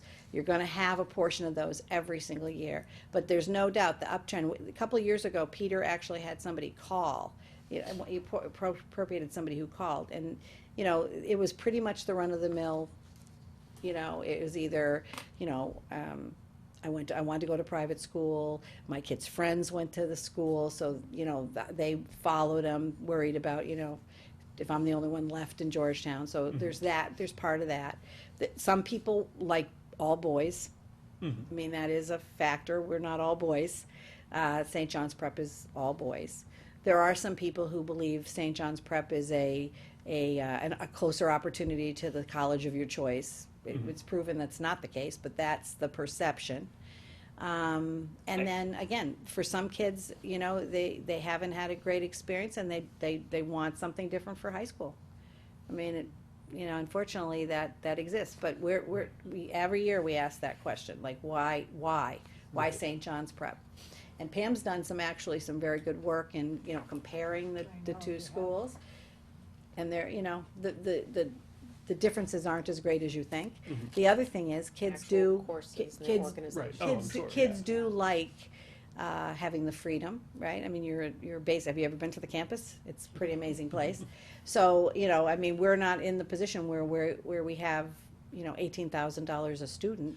You know, to be able to compete with that. So I guess the only sort of the thing that resonates with me is 95 people made an 18, or, you know, a significant financial decision, theoretically not on a whim. I just want to make sure that we're recognizing what those challenges, you know, how we can address those. We can't have the beautiful. We will have a beautiful, amazing school. We can't have a beautiful, amazing campus. Right. But are we doing everything that we can elsewhere to? Okay. Fair enough. I think You know. it's very valid. Yep. We ask the question every year. Okay.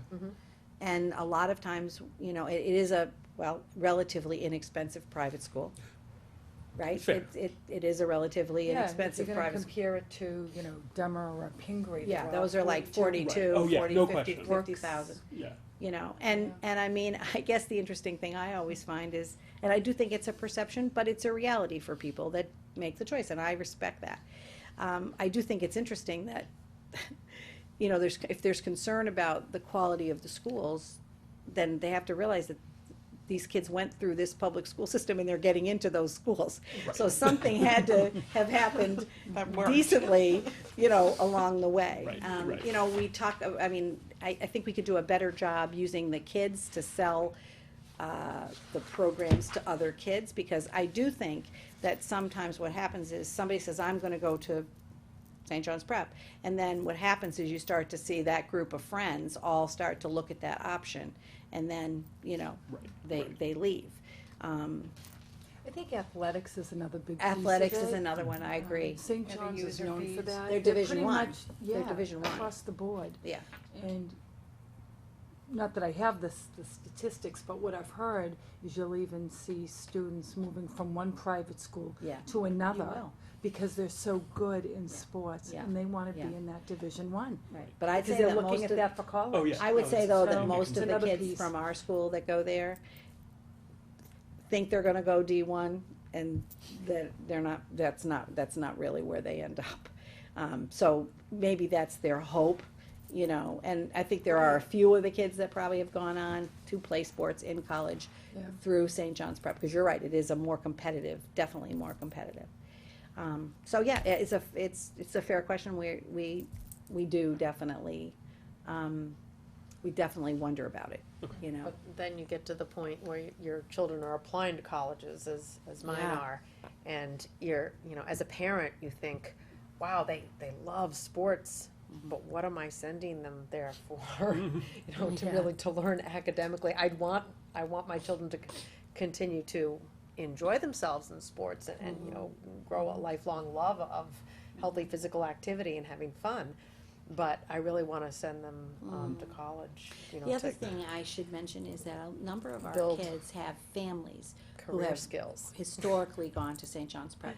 The girls stay in Georgetown in the family, but the boys go to St. John's Prep. There are some people who just know from the minute the child's born, I went to St. John's Prep, my kids are going to St. John's Prep. So there is a fair number of people for whom that is also. I mean, it a is close factor. by, so yes, you And do it's very have close by. parents who have gone there and wanna send their children And there. it's a day school, it's it's just beautiful. Mhm. So anyway, but thanks for asking, I mean, that is definitely something that we will continue to look into and monitor. Okay. Thank you. All right, so, we do, have an executive session this Very. evening. So we are going to, end our open meeting right now at 9:55. Enter into executive session, chapter 30A, section 21, paragraph 3, for the purpose of pending litigation, and we will not be returning to air. Do you wanna say the time again? Sure. We're leaving at 9:55. Yeah, you said 9:35. Oh, 9:55 PM. I wish Thank you. it was 9:35. You need roll call. Yeah. Yes. Yes, Yes. Yes. Yes. thank you. They put us back on. They took us out and then put us back on. So we don't.